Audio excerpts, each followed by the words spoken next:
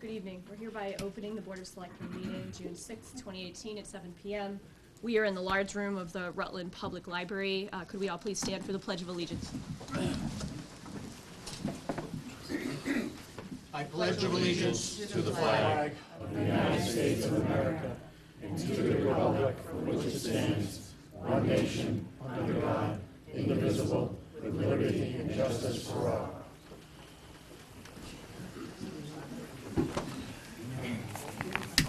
Thank you.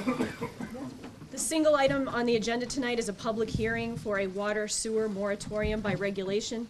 The Board of Selectmen of the Town of Rutland, acting in its capacity as the Board of Public Works, has scheduled a public hearing in the large meeting room of the Town Library, 280 Main Street, Rutland, on Wednesday, June 6, 2018, at 7 p.m. for the purpose of discussion vote on a temporary moratorium on new water and/or sewer connections by regulation.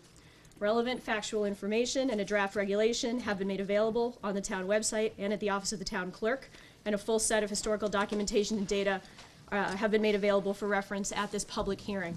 At this time, I will introduce the non-resident professionals who are here with us tonight. Starting next to Gary, all the way over on the right, is Tara McManus. She is a water engineer with Weston and Sampson. Next to her is Hillary Lacrinola. I thought I had it. She is a VP at Weston and Sampson. Next to her is Pat Cotton. He is a wastewater engineer at Weston and Sampson. And finally, next to me is Greg Corbo. He is our town council for this evening from KP Law. At this time, the clerk of the Board of Selectmen is going to read our public hearing ground rules for this evening. Ladies and gentlemen, good evening. Jeff Stillings, Clerk, Select Board. I'd like to go over the public hearing ground rules for this evening. Any person wishing to speak must be recognized by the board chair and clearly state their full name and address for the record each time that they are recognized. Speakers must address all remarks to the board and not to the attendees. The chair may enforce a strict time limit and/or limit the number of times attendees may speak so that all attendees wishing to speak have an opportunity to do so. The board will not allow debate between attendees or participate in a debate of the issues. All questions must be directed to the chair, who may answer them or refer them to town council, the town engineer, another board member, or an official representative of the town. No person shall interrupt a speaker, engage in booing, hand clapping, heckling, or otherwise disrupt this meeting. Any person violating any of these ground rules will first be warned by the chair to refrain from doing so and may be ordered to leave the public hearing. If the person does not leave, the chair may authorize a constable or other officer to remove the person. Thank you. I won't be taking questions at the moment. Point of information. I'm not taking questions at the Point moment. of information. You have to recognize a point of information. Robert's rules. We're going to hold off. So at this time, I just want to make one thing clear. Anyone who wishes to speak is going to form a line down the center aisle, and we'll be using this microphone. Worst case scenario, should that line continue down, we'd like it to go over and out towards the doors without interrupting access to the doors.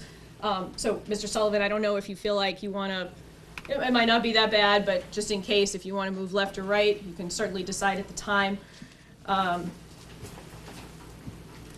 And at this time, we are actually going to begin this public hearing, which is now open, with a presentation from Weston and Sampson.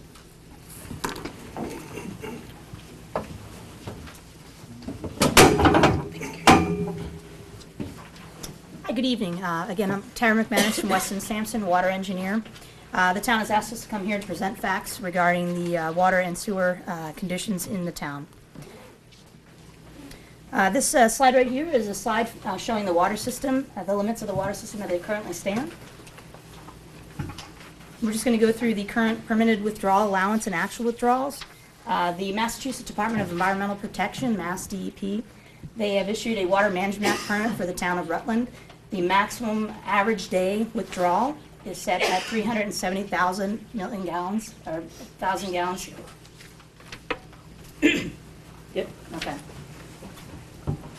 So the annual average is set at 370,000 million gallons per day. So that's based on a 365 calendar year. date here, and then we want to go through the last several years to just kind of show the general trending. There were some concerns over the amount where we have been in the past and where we are currently. So at calendar year 2012, so the CY 2012, we're at 0.383 million gallons a day on the average, and the permitted withdrawal limit is 307.037. So in 2012, we were a little bit further over. In 2013, we went back down. 2014 was a historically heavier withdrawal period, so we were over at 0.408. And that was when Mass DEP kind of had some concerns. The Massachusetts Department of Environmental Protection talked with the town took some steps, and then in 2015, 2016, and 2017, they had actually been able to reduce the withdrawals, which I'll talk about a little bit later.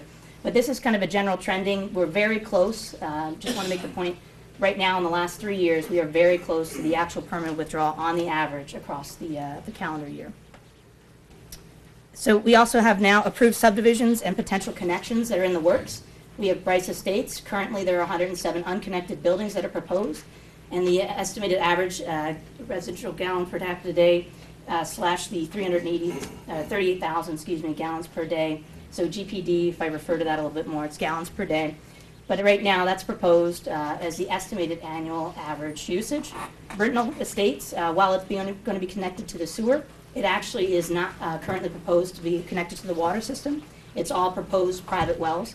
There are 29 unconnected buildings currently in that setup. So as of now, the additional flows estimated to be connected to the water system in the future are estimated at 38,675 gallons per day. And again, that's an average daily flow estimate. And I just want to show you, it's a little hard to see with the lights on here, but we wanted to just project on the red line here versus the blue line. So the red line is actually the withdrawal. The current 2017 is off to the right there. 2007 is off to the left. Thank you. That's better. Oh, perfect. All right. Don't fall asleep here. It's really exciting. So the red line here, as you can see, has kind of been trending up and down. That's basically going to be a difference of how much rainfall you have. So we have a bar chart at the very bottom in yellow. It shows the graph kind of on how much rainfall we've seen across that year that's depicted. In 2014, there was a big spike. That's kind of in the last 5 years or so. I wanted to make that point here. That was a year that there was actually a water main break, and they actually located that through leak detection, fixed it, and that's why we kind of saw a huge drop in 2015 with the withdrawal. So that's a great trend right there, and on the part of the water department to kind of find that. The blue trending line is actually the number of service connections in town. So you can really see that over the last 10 years, there's been a dramatic increase from 2007 all the way to 2017, where we've really seen a huge spike in the number of connections to the water system. So I've mentioned this before, but there's been a lot of really positive steps done by the water department in the last several years. Some system improvements that have been made through leak detection efforts. They actually found 10 leaks in 2014 and 2015. Most of those leaks were actually repaired. They were on town property. They were able to be repaired. And that was why in 2015 we kind of started to see the trending of withdrawals from the pond to actually go down. They also instituted, due to the drought that everybody's probably aware of that occurred 2014 through 2016, there was a massive drought across the state. We're kind of trending out of the drought period right now, but there were mandatory water bans issued during the drought, and that's also why there was a reduction in the withdrawal at that time. They also applied for and received grants from Mass DEP to conduct a system-wide water audit in 2016 and 2017, and those were conducted to really figure out exactly where some of the unaccounted for water was going and understand what steps they could take moving forward and appropriate funds to do infrastructure improvements and additional work to try to reduce the amount of water withdrawn from the pond, as well as try to fix some infrastructure to help with the unaccounted for water. Master source meter calibrations at the treatment plant. They've taken steps to do that on a more frequent basis and actually have reports that show and indicate the percent errors on those to help moving in the future to use that through the calculations to make sure that the accurate levels from the withdrawal at the pond are accurate and providing that information to Mass DEP. And then the last one there was the replacement of older customer meters. So over the last several years, starting more or less in 2008, the town had gone through a massive water meter replacement program. They installed a lot of new meters to help understand exactly how much consumption was actually going through the different homes and customers throughout town. And they still have a couple, there's about 4 properties that are still not been replaced or have meters on them. But for the majority of the meters, everybody's allowed the water department to get in, replace the meters, and have that on a new mobile drive-by system. So many strides in the last several years that have been taken to try to really get a handle on the water withdrawal and understanding the system demands. So at this time, I'm going to turn over to my sewer counterpart, Hillary. Madam Chair, may we ask questions about what she said? We're going to do the presentations first, and then we'll get in line for questions. So I would take notes. Okay. All right, now to talk about sewer. This is a representation of the existing sewer system in Rutland. Thank you, we're gonna need that later. The town of Rutland has a sewer use agreement with the Department of Conservation and Recreation that limits the amount of wastewater that can be discharged from the town of Rutland. It travels through Holden, through Worcester to the Upper Blackstone Water Pollution Abatement District's wastewater treatment facility.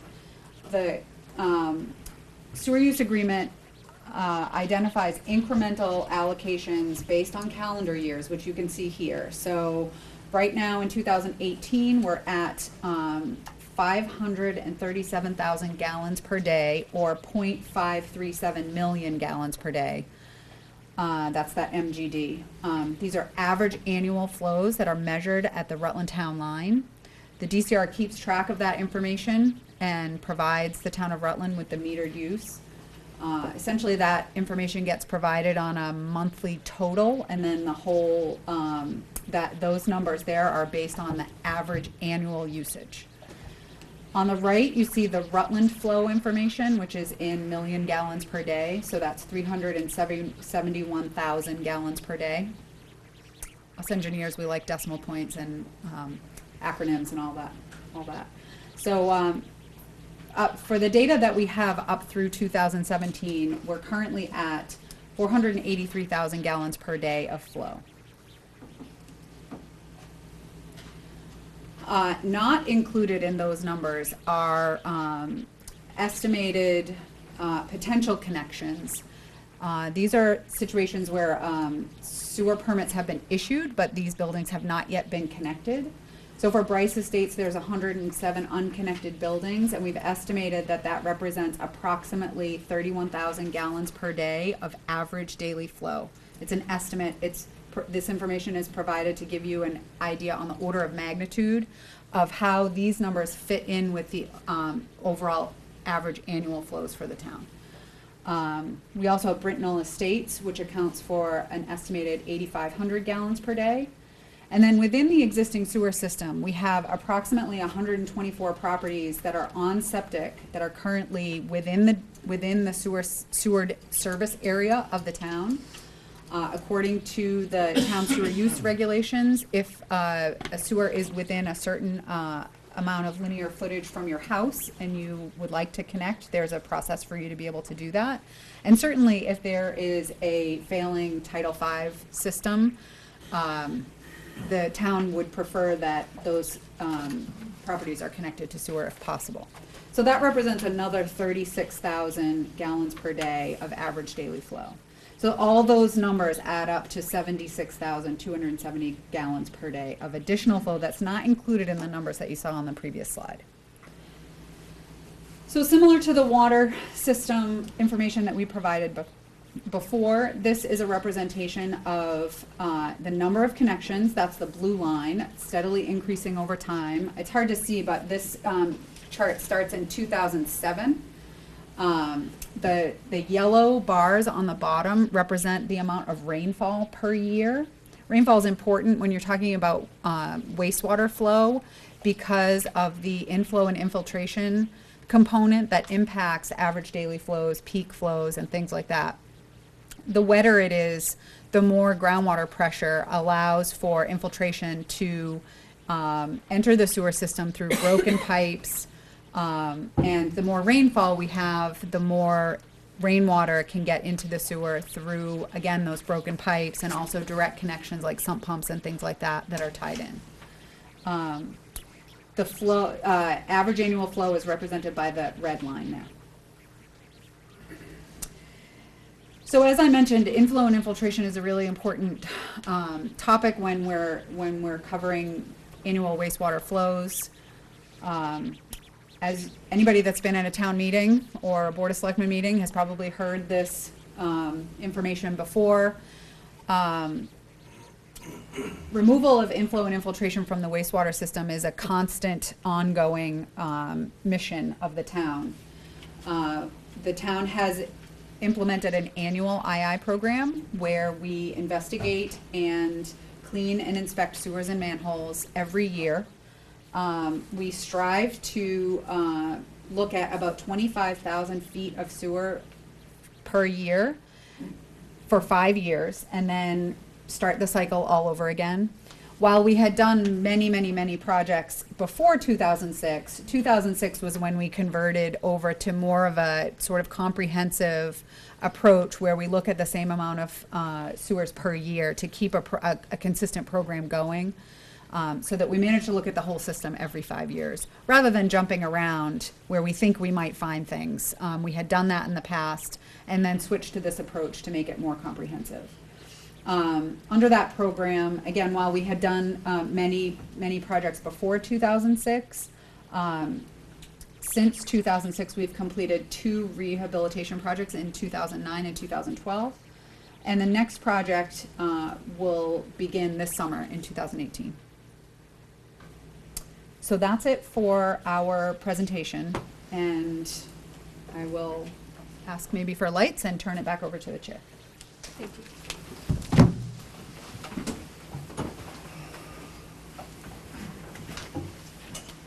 Thank you. So at this time, this public hearing is now open, and again, we will not take questions from seats, so we can start right in. Please come up to the microphone. This is absolutely the time that we need to have you willing and able to ask questions of any of the professionals that are here. We'll do our best to get those answered for you. And when you start, please give your name and address. Mr. Canacchioli. Lou Carnicchioli, 18 Blueberry Lane, Rutland, Massachusetts. I have a couple of things. Number one, a point of information. Since 1973, I've been coming to town meetings and all kinds of different meetings. 9 years I served on the Board of Selectmen, and I served on other boards during my 43 or 4 or 5 years living in this wonderful community. I want to know why all of a sudden there's a necessity for these draconian ground rules, and at what meeting were those voted on, and who voted on these rules? That's question number one. Okay. This was an administrative decision. That was not something that needed to be. By who? By our town administrator, who helped to prep for the meeting. Those rules were not voted on, nor did they need to be by the board. They are fairly common in other communities, and I would say overall it's nice to be proactive in things like this. We're looking forward tonight to a civil and productive conversation. Okay. During my time on the Board of Selectmen, we did a lot of I&I work, and were able to keep up with it. So this is, I agree with not something new, and we corrected stuff and closed down flows of water that were leaving through breaks and whatever. We were proactive in going around to the community and telling them, please don't throw your dehumidifier water down the toilet, go outside with it, water your flowers. I haven't seen any of that being taken place during these difficult times. It would be nice if we could do a little bit of publicity that way and try to get people to stop doing those kinds of things. Maybe we should take a more proactive. During my time as a selectman, we did do a moratorium, which created a lot of hardships for the town. We were sued, we had to go to court. Even though we won the suit, it cost us a lot of money in legal fees, and the sewer moratorium was eventually lifted, and the builders went back on. I was the one vote in the 3-member board who voted against the sewer moratorium because I didn't believe it was necessary. I don't believe there's a sewer moratorium necessary right now. But I do have a concern, and I will be up front. I'm very good friends with Mr. Cleveland Blair, but I'm here representing Lou Carnicchioli and what Lou Carnicchioli believes in and what I've believed in the whole time I've been in this town. When I came to this town in 1973, I'm sure there were people that didn't want any of us in here. The town was big enough, but we came here and we raised our families. And I don't want to see that happen. I've always fought against that we would shut down this town and not allow people to come into this community and grow their families. Thank you. Mr. Well, Cacchioli, I have a question coming. I have a question It coming. has not come yet. It's coming up now. Okay. Okay? It's coming up now. I can preface my question. I don't see that in the ground rules where you can't. Okay? So let me get to my question right now. I have to preface a little bit more. During my time as a selectman, the discussion started over Bryce Estate. It went on for over 10 years. And there was discussion, all kinds of discussion. And finally it was voted in. So I guess my question was, in being proactive board that you are now, why you didn't project down the road that this Bryce Estate and other builders in the town were going to be putting up these buildings, and that we might have a sewer project. What bothers me is that Bryce Estate and others like Brittenell have already, I think, have already been approved, and now all of a sudden you're going to shut it down. Why didn't you proactively, back when all of this was being discussed, put in a provision that would have said, we can only do so many houses, sorry, you can't do more than that? It just doesn't seem to me to be fair, no matter who the builders are, that once you've agreed to something, that you're reneging. I've never believed in reneging. You've agreed to the project. Now you want to go forward in the future, any projects after a certain period of time, fine. That's fine. I would not disagree with you. But when you've already proved something, I find it, in my opinion, very wrong to all of a sudden turn around and say, we're going to shut you down. Thank you. Thank you for your comments. I will address a couple of things. The first being, as Mr. Cacchioli alluded to, he is a 9-year former selectman.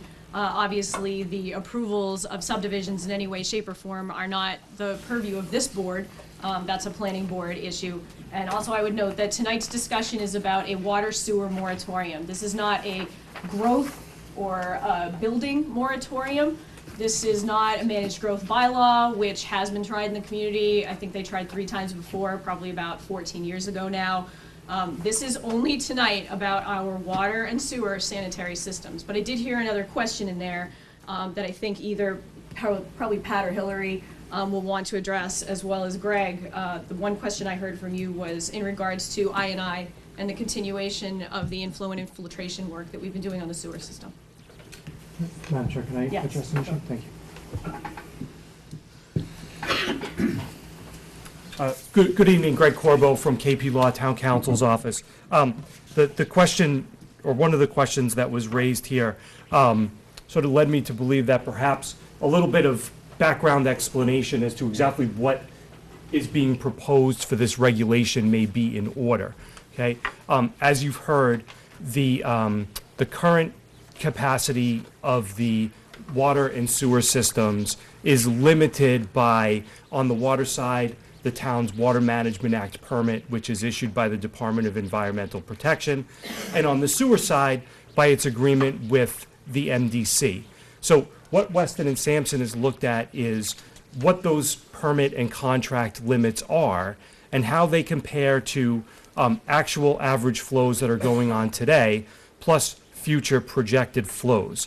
And in putting together the moratorium, our proposal is for the board to put a temporary suspension, if you will, on the issuance of permits for new connections, for extension of the systems into new areas, or for expansions in flow above already approved capacity.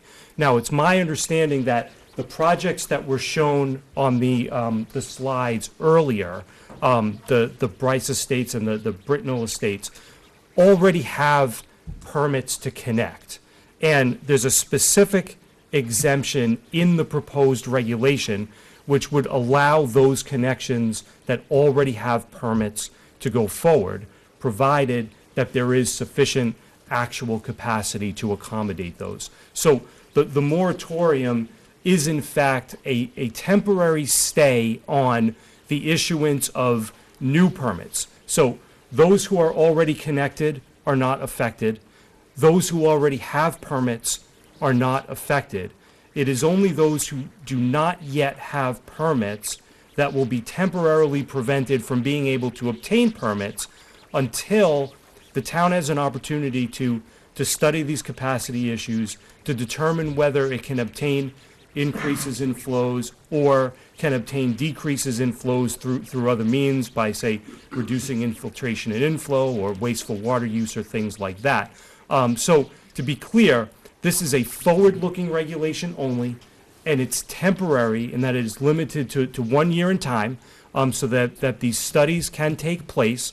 And then at the end of that year, the board will take up the matter again and determine to either extend the moratorium for some longer period of time, to lift the moratorium, or to do something in between to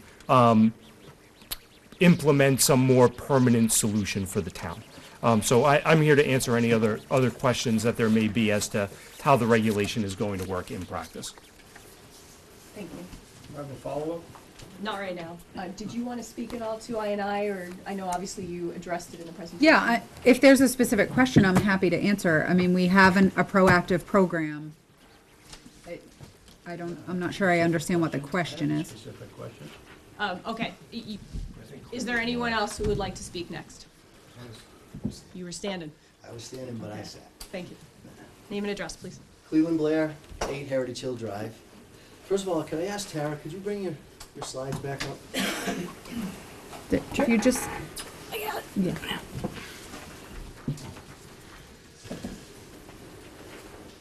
Do you know which one, or just? Right to the beginning. That's the Oh, one. that next one. Yeah. So, the permitted annual average flows and the actual average flows. You had a chart up there that, the next one shows, okay, so right now we're approved water and sewer in Brittenell Estates. We have a water line that was approved and it was through there. You're thinking of Bear Hill 2. Bear Hill 2 is approved, and we just can't build a road until we build Brittenell Estates. So there's a few connections that you don't have, okay? And the water line was approved, 2007, whenever they approved Brittenell Estates. So some of that information is not correct. But we are doing private wells, and I think where you made the mistake was we are doing private wells on a portion of Bear Hill too. So now my question to you is, where does the 38,675 gallons per day come from? Sure. If it's okay with the board, I'll answer the question. So we basically calculate a maximum day demand based on Title V, so 110 gallons per day based on 4 bedrooms per. And then we create that using some other peaking factors. And then what we do is we backtrack into an average day demand, which is what we want to really calculate. And we use that based on historical knowledge of what the town has actually seen on a max day versus average day. And the ratio of those, and we divide that by that. So that number, a max day demand is much higher than that. We divide it by 1.6, which is the typical average last 10 years. Okay, so that's a design flow. In basic terms, that's a design flow. As far as I'm concerned, that is what we would anticipate, those buildings. It could be less, it could be more than that. That is an average day. Okay, historical Calculation. data, by the way, I build houses in other towns, and I'm proposing a subdivision in another town, Central Mass, and Weston and Sampson is doing a review. We had to do a sewer study to determine whether or not the size of the pipes downstream were big enough to handle the sewer that was coming in. So, Weston and Sampson, you asked us to use 208 gallons per day, actual daily flow. From a That's for sewer, or? bedroom Okay, Sewer, because this is a water calc, so sewer I just and wanna water. straighten that Sewer out. and water, Okay. both the same. So, when we did our sewer study, those are the numbers we used. I have the submission, if you'd like to see it. So, actual daily flow, this is directed at you guys, is what? The house hasn't been built yet, so I guess it's, No, there's all kinds of studies all over the earth. How many gallons average on a daily basis, actual usage, does a 4-bedroom house put into the system? The average that we calculated was what we're actually Using designing Title on a V. potential withdrawal. Using Title V, which is designed to be double the actual daily flow. That's Title V. So, what is it? Come on. May I jump in? Is that the end of the question? I It know I sounds to have, me, Ms. but you have, if you're gonna use numbers, they gotta be correct. Okay, so if I can just clarify your question, you're questioning whether or not our numbers are the numbers you would use when calculating average daily flow. No. Is that correct? No. The What I'm numbers who asking- would use? Is what is the average daily use of a 4-bedroom house when you're doing a water or sewer study to provide it to the town or to anybody? What is that amount of gallons? What are the amount of gallons that the average 4-bedroom home puts into the system? Because if you're gonna use those numbers, you gotta use the right numbers. May I? Sure. So I just want to be clear about how the numbers that we're representing here are all represented in average daily flow, because that's what the Water Management Act permit is written in, and that's what the DCR sewer use agreement is written in. So these are average daily flows. They're estimates, because everybody uses a different average daily flow. Everybody's different. There's not really a standard practice on that. I mean, we have data that shows about what Rutland users use and what other communities use and what the state uses. So average is a little bit subjective.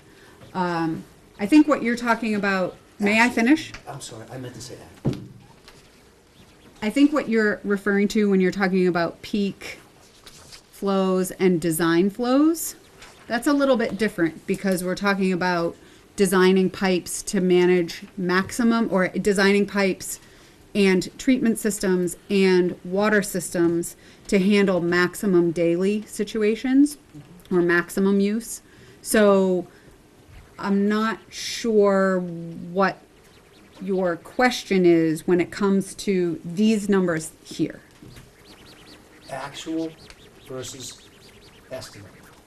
Actual flow, when you're doing a sewer study, which is the numbers that Weston and Sampson asked me to use in another town, 208 gallons per day per 4-bedroom house. Why is that different? So I guess to answer that, each town is different. And for an actual developer review is different than an actual volume. Certainly any house could be certainly less. But a developer review usually uses the Title V standard to assume the estimated flow on an average daily basis to figure out exactly what the impact would be on the overall system. And also, if I might add, with the peaking factor. For sewer, but for, Thank you. With the peaking factor. That's got a peaking factor in it. That's not the actual usage. water. That water does is not have a calculated- peaking factor in it. That's not the actual usage of, okay, so I guess what I'm saying to you is, you're not using the correct numbers to figure, draw from the reservoir, and to figure what's going in to the system. So just a quick point of reference. 1985 to 1989, this is 33 years ago. The average daily flow coming out of Rutland were the numbers given to me by the town of Rutland and used by the town of Rutland in a lawsuit against the DCR. The average daily flow was 0.493 million gallons a day from 1985 to 1989. 33 years later, we're 10,000 gallons a day less than we were, and we've probably had how many connections? I don't know, you guys showed it. 1,000? So 1,000, if you use my numbers, is 200,000 gallons a day, new flow from new construction, work tie-ins into the system, but we've gone down 10,000 gallons a day. I&I, right? I&I removal. All right, is Because there they did another that. question, Mr. Blair? Yeah, so I guess, how do we get to the right number that we use for actual daily usage? Now, from the water side, in 2007, did I see 420,000 gallons coming out? This is calendar year 2012 to 2017, but we can No, flip but to you had a the, chart that you want to had, go with the full chart? Yep, there's a graph there. is that rainfall at the bottom, or is that, Rainfall is the yellow, The connections is in blue, and the red is the withdrawal from the pond. And what was the withdrawal from the pond in,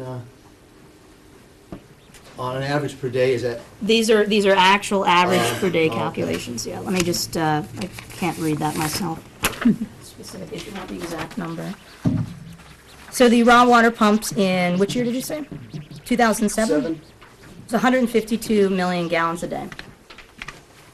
And that's the raw water pump, and then the average annual, No. 100, that's across the full year. Okay, you said. And then the average was actually calculated to be divided by 365 days, 0.414. So 414. 420, okay. So, in today, it was 350 for the year 2017? 2017 was 350,000 Those for are the numbers that the you annual used. average, yes. So, on how many connections have we had? Well, I just want to clarify that again, there's also some discrepancies with the original water treatment plant meters, so they've done a lot of work with calibrating those. And Right. So they're feeling a little bit more confident in the actual numbers that are being So reported now. we did a study, and it, over, I forgot, it was from 2007. The town provided us with the actual metered use at each house in the town that was drawing water. And we did it by the subdivision, I don't have it, I mean, I didn't think we would knew that tonight, but the average house in Central Tree Estates took 200 gallons a day out of the reservoir. That's what they were metered, that's what they were charged, that's what they took. And so you would assume that that's what's being put into the system, right? So as of today, you're showing 350,000 gallons a day coming out of the reservoir and 483,000 gallons a day going into the sewer line. Can we kind of conclude that that's I&I? So I'm water, so I'm not going to speak on the INI, but. Okay, so Mr. So Blair, do- I'm gonna have you I know what sit your now. question You is. used up a good chunk of time, and I really don't want to initiate time limits, and I'll let somebody else speak next, but they will address the questions that you just brought up, and then we'll move on. Only thing I really No, know is what Mr. the Blair, actual daily usage is. Mr. Blair, you're done for now. We heard your question.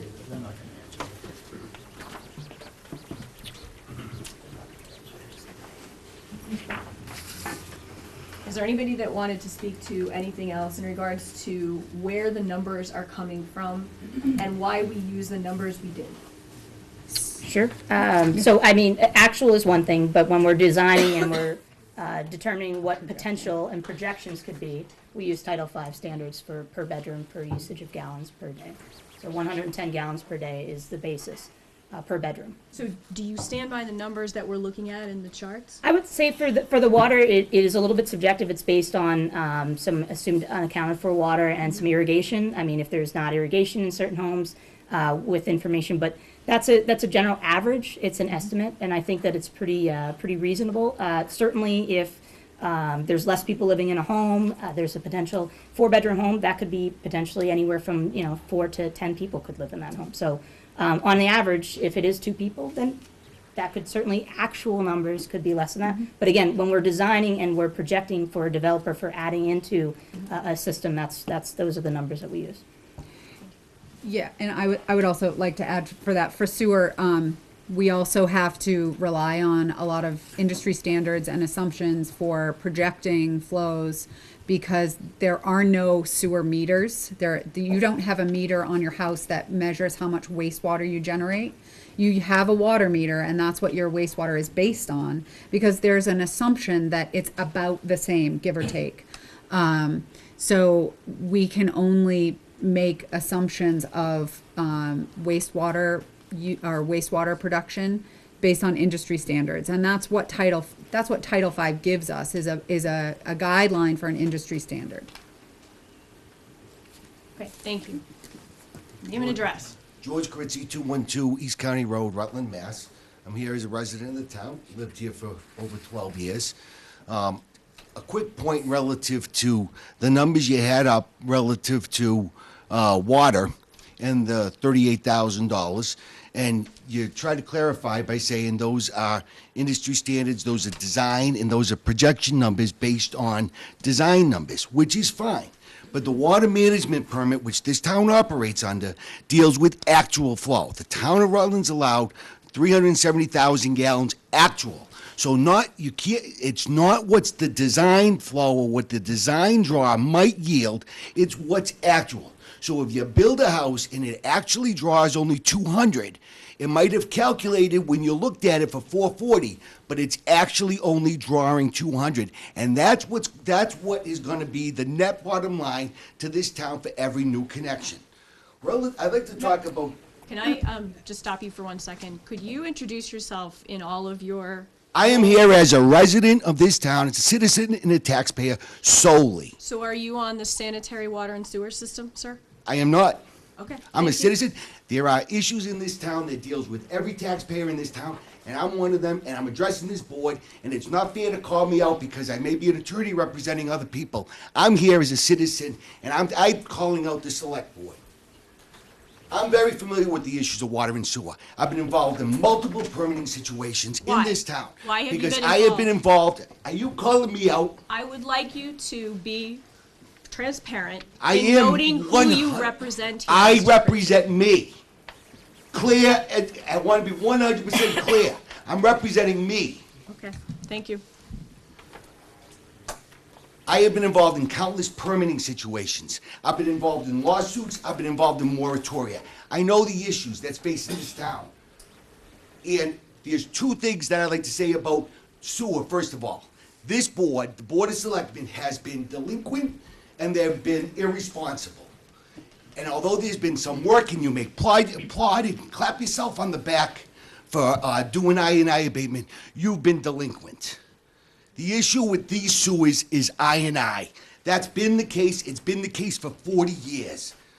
The Rutland sewer system conveys over 100,000 gallons of I&I daily through this system to the Blackstone treatment plant. And that means that the people on that system are paying 1/3 of their bill to treat clean water. And this board has known about that for decades. And the system still has a problem. And although the good news is that the town has done some I&I abatement, we haven't done enough. And although we discharge less now than we did in the 90s, which is great, even with 1,000 new connections, and what contributes to the lower discharges for those new connections is that we have low-flow toilets, and we have low-flow showers, and we have new water-saving dishwashers and washing machines. But we haven't done enough. And this town collects $1,000 from every permit connection fee for sewer mitigation, for I&I mitigation. And since 2010, that's several $100,000. Yet the system still bleeds out 100,000 gallons a day of I&I. And your solution that you come up with is to stop all connections. That's irresponsible and it's unreasonable. This board has a contractual duty with the DCR to do I&I. That's plain as day, it's in your contract. The board has a duty and a fiduciary duty to all their customers to make sure that they don't have to pay to treat clean water. And instead of fixing 100,000 gallon flowing into the system, you choose to stop a house that in actual numbers, not design numbers, no redundancy, no peak flow, but real actual numbers is 200 gallons a day. And you'd say, I'm gonna stop a 200 gallon feed because I won't fix the 100,000 gallons that are bleeding through the system. So I'm asking you to do your job honestly. Don't shake your head and say it's too big a job, or we've done a good job, but we're still gonna block this system. Do your job and do the job because you've already collected hundreds of thousands of dollars to do it. The second point is that there is no crisis here. There are two numbers you have to look at. The average daily flow over a 12-month period and the allocated flow in the contract. And when you look at those numbers, Rutland's actual daily flow has decreased over the last 30 years. We're putting less into the system now than we did in 1990. And we have had an increase in allocation since then. In the DCR contract, we have more allocation of their capacity. And right now, we have contract limits of 537,000 gallons a day. And although your proposed regulation says it's 530, you've cheated another 7,000 gallons. And that 7,000 gallons is another 30 houses. We only use 483,000 gallons a day. That's 50,000 gallons less. That's enough for another 100 houses. 250 houses, I'm sorry. And the new houses don't increase I&I. Those new houses that go into the system don't contribute one drop to I&I. So under the real numbers, we have 250, and with the increased allocation, with the numbers that you folks haven't accounted for in your draft regulations, there's 270 new houses available. Mr. Kritzy, I'm gonna give you one more minute. No, you're not. I'm gonna talk. One more Let minute, everybody Mr. else talk, Kritzy. but I'm gonna talk. One more minute. No. We're starting the timer. There is built into your contract growth. Every year it increases by 6,000 gallons. So growth is contemplated in your contract. To shut it down is wrong. As to water, again, you've been irresponsible. We've known about 100,000 gallons leaking, and there's two numbers to take a look at there. What's coming out of the reservoir and what's going into the houses and the structures in this town. And those houses are all metered. So when you compare the two, you have 100,000 missing gallons, you have leaks in your system. Fix the leaks. And 2 years ago, when this town went to DEP to raise their limits under the Water Management Act, DEP said, fix your problems before we deal with that. So I'm calling the board out, fix the problems before you shut this town down. You folks would rather put a tourniquet over a scratch rather than fix an arterial bleed. There is problems in this town which you're not addressing, and you'd rather tourniquet and shut the town off. Mr. You're done. Thank you. For the record, Thank I think that I've been cut short. It's inappropriate. I have a right to talk. And Mr. if you didn't Kritzy, waste my time, this is your asking about warning, my- Mr. Kritzy. You didn't waste my time asking about my potential other interests. Mr. I wouldn't be Kritzy, able this to is finish. your one warning for the evening. Can we have our next speaker, please? Is there anyone on this side of the table that would like to address any of Mr. Kritzy's concern in regards to the numbers? Not at this time. Okay. Name and address, please. Carol Martens, 127 Pleasantdale in Rutland. I just would like for the board, I'd really like for you guys to answer a question, and then for the board to take into consideration what you're hearing from the last two speakers. I know that we've paid these people money, and we've spent a lot of time with the board. We're getting a lot of conflicting information here from people who are not expert in that field. Now, maybe because they have past experience, they kind of know what they're talking about. Two questions. How do we compare with this usage, as these gentlemen are talking about, with other towns on the water and the sewer issues? And that's what I want to know, to make sure that we're all on the same board, the same line, and that the board is hearing actual information that we have hired people to find out and compared through the Title V and the legal issues. So are you asking if the numbers that were presented are conservative? Are somewhat similar to other towns, of our size or whatever usage. I'll start. So, as far as the numbers that are presented, and I guess I want to go back to the slide. Just want to reiterate, and maybe sort of clarify something that was said by the previous speaker, is that the 38,000 gallons per day of unconnected flow is an estimated average based on Title V. Title V is a maximum daily flow. It's prescribed by the DEP, Massachusetts regulations, as a guideline for when you design sewers. And again, as I said before, everybody uses a different amount of flow, and there aren't any wastewater meters on your house. So we can only go by industry standards and past information and usage to come up with an estimated average to give you an order of magnitude of how those numbers fit into these numbers, so that That's the water one. Sorry, I went the wrong way. Sorry. How those numbers fit into these numbers, so that you're comparing apples to apples. I don't have a flow meter on an unbuilt house. So I can't tell you what the average is. These numbers, sorry, these numbers here are based on Title V flows, which is a maximum daily flow, and then we took the average of them. It's estimated that people tend to produce in Massachusetts and pretty much everywhere about 2/3 of that maximum daily flow as an average. So if you do the math on this, you'll find, with maybe some rounding, if I could be allowed a little rounding, that 107 assumed that they're all 4-bedroom homes times 110 gallons per day per bedroom, and then you take 2/3 of that. That's where that 31,000 comes from. So those are estimated averages. And they are used in order to fit into the estimated averages that are in our contract. Does that answer your question, wastewater-wise? Yes. Okay. Thank you. So, do you have this question on the No, water, or sorry. do you The want? same on the water, just that we're about where everybody is, because it sounds like it's a legal thing. Thank you. George Lucio. Hold on one second. Through you, Madam Chair, and if I could explain the basis for what the board is doing here. You're hearing, maybe there's a dispute as to the numbers. Are the numbers what the board's consultants are presenting? Are the numbers what the developers are presenting? Is there an infiltration and inflow problem? Are there system leaks?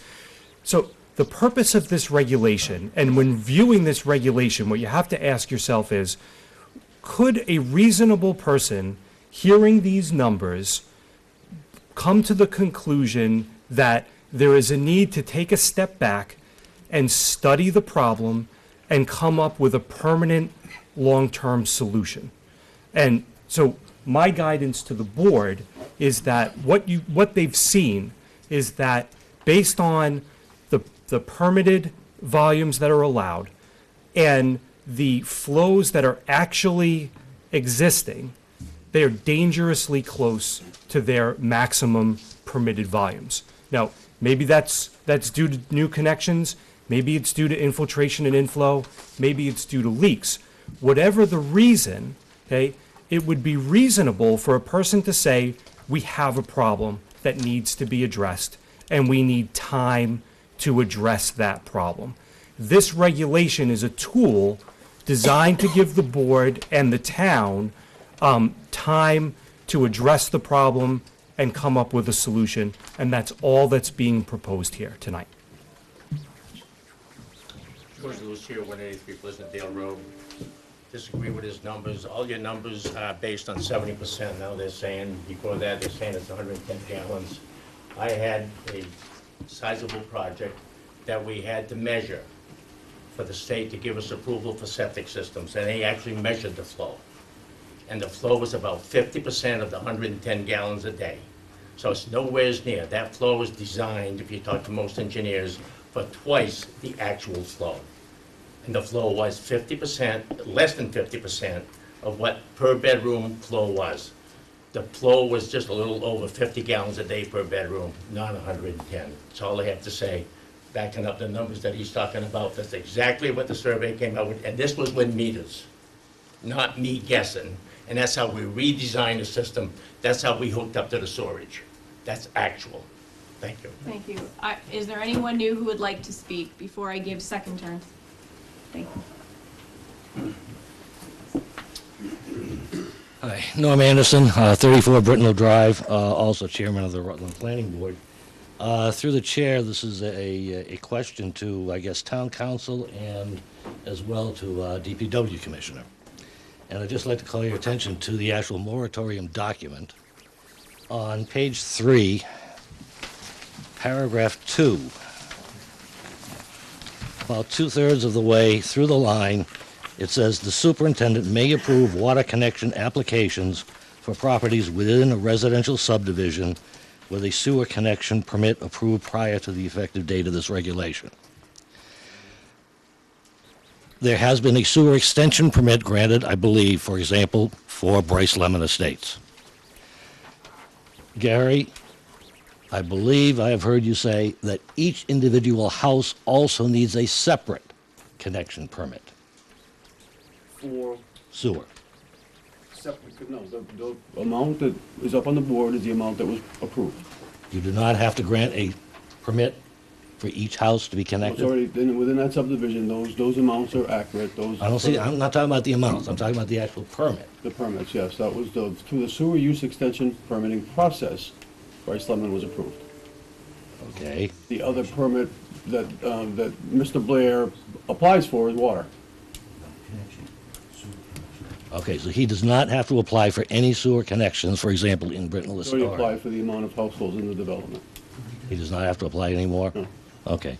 My question was that there was not similar language in the sewer portion of this, and I was under the impression that he had to also have a separate permit for each house that was connected.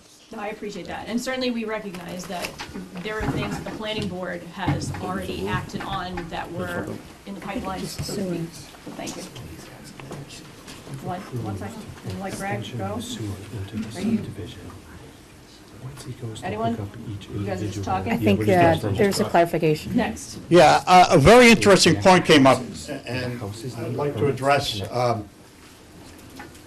It said that we have meters, and I'm on sewer and water. I love sewer and water. That's why I came to Rutland. But anyway, we have a meter with the water coming in. Is it possible, are there such things as a meter for each individual house showing what's leaving my house, for an example? There used to be 5 of us, there's only 2 of us now. So are there such things as meters for each individual house indicating how much is going out of that house? May I answer? Yeah, thank you. Yes, those exist. They're quite expensive. They're not always accurate because of the, because gravity flow requires a different type of meter, and they're not always accurate for small pipes and low flow, so Are they as exist. accurate as the ones going into the house? It's a very different system, so. I understand there may be a different system. Are they as accurate? Are the meter that's on my house, that I don't believe is gravity flowed, I think it's pumped in, okay? Well, pressure water. Pressure water. Okay, pressured water, okay. Is that as accurate as the ones that you say are inaccurate going out? On an individual home? Oh, I'm sorry, I'm supposed to go through the chair. Please accept my apologies. Through you, Madam Chair, may I ask the question? My question again is the same one. In terms of reliability. A drinking water meter is very accurate. A wastewater meter on a residential home tends to have more inaccuracies. One follow-up question then, Madam Chair, through you. How expensive are those meters? $7,000 to $10,000. Per meter? Get out. 7 to 10,000. What's the size of my house? I have a ranch house. I'm sorry it wasn't the answer you wanted, Mr. Connectly, I'm gonna have you. It's mind-boggling. $7,000 to $10,000? The town can't afford to put that onto the sewer lines? Wow, you gotta be kidding. I find that hard to believe. Name and address. You say it is. Thank you. Mr. Cleve Blair, I just want to quickly follow up to what Gary said. Gary, we have to pay for and apply to get a sewer connection permit for each home, no matter whether we have an extension permit. The extension permit allows us to connect to the main trunk line, 112 times. 112 houses. But there's laterals already on the lots, but every time I need to get a building permit, I have to show Willie the sewer connection permit and the water permit that you issue. So each house needs a sewer connection permit. Each house does, but you're allowed the 112 for the subdivision. Well, So if I answered the question wrong by saying that, you have 112 permitted for hookups. the reason I want to clarify that is it says connection in the thing. So from the legal standpoint over there, it should please be clarified that the connection permits are deemed okay within an existing sewer extension permit. Is that okay to say? So my suggestion, based on this conversation, is that in that paragraph, we change connection to extension. I think that's what the intent I'm of good with that. paragraph was. Yes. extension is in there too, but it's still in there. It just, you put connection in, so maybe just take out connection and it would be good. Could I make one more point, and I'll sit down and come back later? So, when we had a lawsuit with the DCR, the town actually stepped in our shoes, but we sued them first. We did a study that we received from the Freedom of Information Act, every single water bill that the town did, to metered water bill, the town provided to us for every single home that was had a water meter. We went through and did an analysis by subdivision, by home, and I have a recap of that here, if you'd like to see it. But Hawthorne Estates, everyone's probably familiar with that is, took an actual metered with numbers that were provided by the town in 2007, 203 gallons a day per home, average actual daily use. Central Tree Estates, which was new at the time, a lot of irrigation, 214 gallons a day. Haven Hill Drive, 201 gallons a day. These are 4-bedroom homes. Watson Estates, 185 gallons a day. 10 Rod Road Estates, 183 gallons a day per home. Average daily actual use, metered, billed to the customer. Hillary said earlier, we assume that what goes in, as far as water is concerned, is what's going into the system. I know you guys use 95%, but that's probably, we'll use 100. So, Rolling Ridge Estates use 215 gallons a day per home. Brunel, 188 gallons a day. Mr. Blair, is there a question? The question is, actual daily usage needs to be clarified. You're using, and Hillary keeps saying it, you're using, and I respect where you're coming from because I know that's an engineer's point of view, so I know that's what's used. We do it all the time. But the actual usage is being used for you guys to determine whether or not you need a moratorium. If you've permitted for 537,000 gallons a day, and the average home puts 200 gallons a day, if we can agree with these numbers are done, as I said, with bills, metered numbers. Actual daily usage. So, What's the question? the question is, can we use, based upon your fact that you want to put in a moratorium, there's 483,000 gallons as measured in 2017. There's 537,000 gallons permitted. That leaves 250 houses, if you use the right numbers, to be put onto the system. I see no need for a moratorium. Oh, A sewer thank you. moratorium. I think we heard the question. We're gonna stop you there. Did anybody hear a question? Hillary? I didn't really hear a question. Well, can I ask it again? No, thank you. If you didn't hear it, let me ask it. Mr. Blair. I heard a question. Okay, thank you. Thank You're you. not gonna let me ask the question that I already asked, that you guys didn't hear? I think we heard it, so thank you. Well, then you heard it, then answer it, Mr. Blair, please. Please, Mr. answer Blair, the question. you can sit down.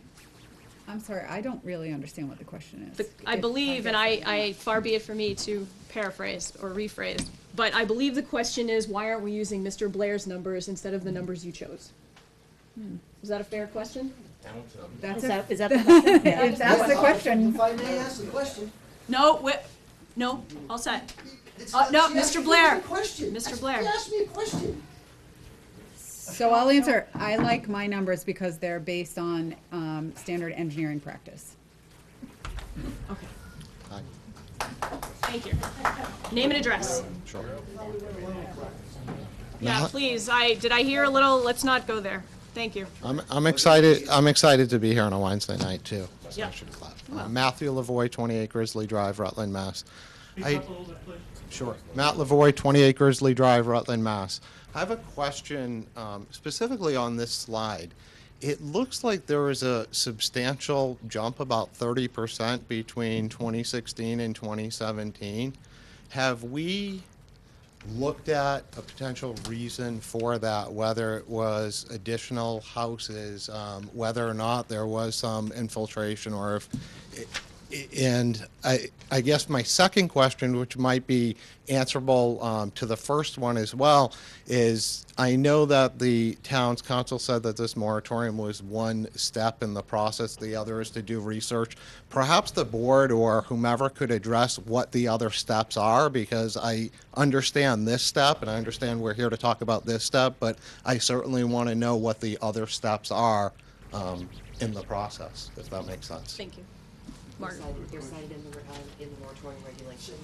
Right, so I'll give a little bit of background. I think all of you were able to take a copy of the regulation as it stands, and all of those whereas paragraphs indicate what the steps are, some of which include a CMRPC study on our build-out and where we're headed, some of which include where our sewer district is now and how much larger it should get, if any. It's also a study on our water availability and whether we have other options available to us. As a bit of a background, and this was alluded to by another speaker, the last time we were here for a discussion of a moratorium, which we did set, was actually just about 10 years ago, back in 2008, under significant pressure from DCR because we were over our sewer allocation. Well over it, and there was discussion at the time that I&I was certainly a factor. So at that time, a moratorium was enacted. At that point, we had a 5-year program in place that was going to take care of some pretty significant I&I, and when we talk about I&I, it's infiltration and inflow, so that's the stuff getting into the sewer pipes that shouldn't be there. We end up paying for it down at the treatment facility when we shouldn't have to, and you want to always put a stop to that. Another previous speaker indicated that, well, we've done that work before. Well, you need to think of this like your car. You keep doing oil changes on your car. It's just like that. We need to keep doing maintenance on the system. And there will always be some I&I, but Gary can speak to our percentages and where they've gone in the time, certainly that he's been here. The other thing I would want to show, and it's actually still up here, these numbers are coming from an agreement that was signed finally back in 2015. Those numbers started out back in 2005 with an initial allocation of .45, and I don't think you have that in front of you, but anybody who wants it can come up later and ask for a copy of our intermunicipal sewer use agreement with the City of Worcester and DCR. It is fascinating reading.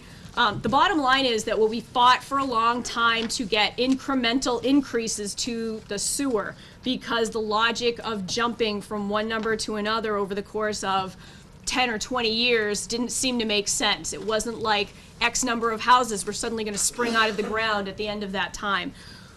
We are dangerously close to the end of that agreement, and considering how long the last one took to sign, we're done right now in 2020 at a .55. Now, we have a build-out number of .63, but we do not have anything from the City of Worcester that is going to allow us to go past .55. And at the time this was starting, 2020 seemed like a very long time away, and it really doesn't anymore.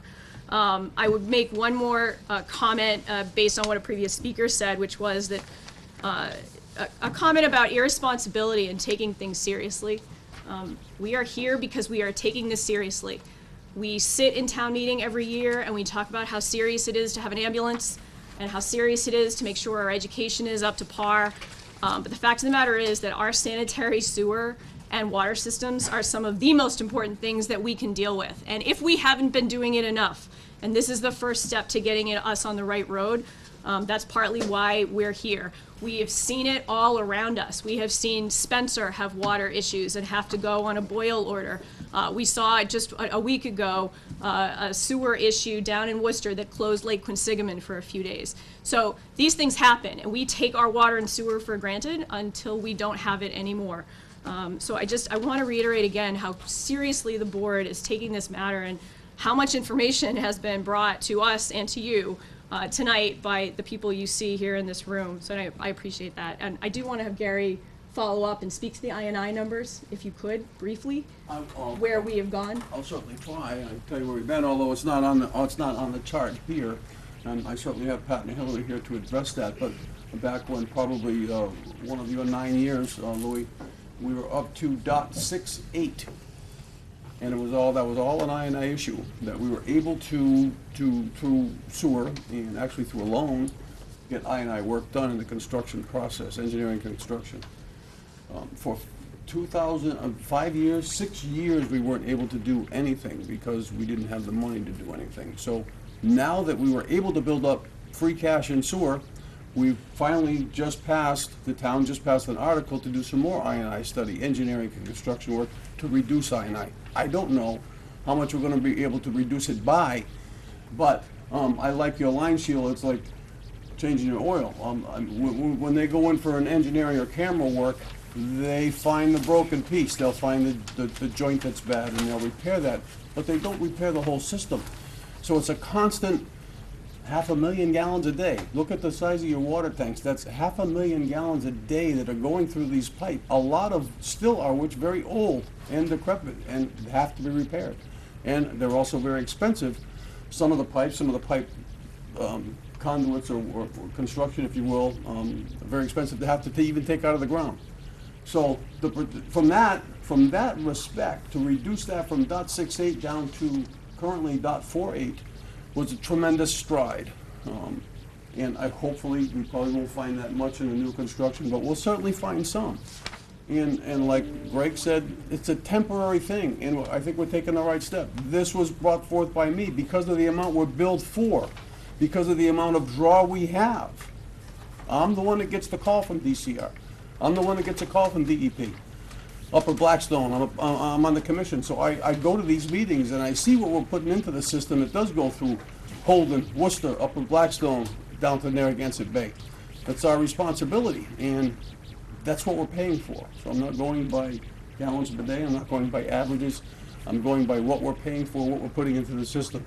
I applaud these guys for the work they've done, the engineering and the reduction in the I&I. It certainly helped all of us, it's helped you, the town, it's helped the system, it's bringing up the snuff, but if we went in and had the money right now to replace the entire system, both water and sewer side, guess what? We still have maintenance to do on it, and it costs the money to do that. So, Pat or Hillary, if you have anything to say about the percentages of reduction in I&I think the numbers say it all.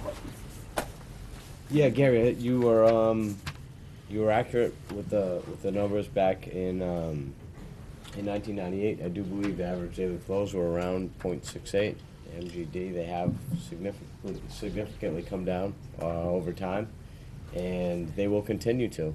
And the thing to note is that, as Gary has stated, over the years, the pipes are made of vitrified clay, asbestos cement. These pipes are old. They're not getting any newer. We systematically attack sub-areas based off of flow metering data and go after the sub-areas that have the highest I&I rates to ensure that the program is effectively attacking cost-effectively the most cost-effective rehabs that you can do. There's only a limited amount of money.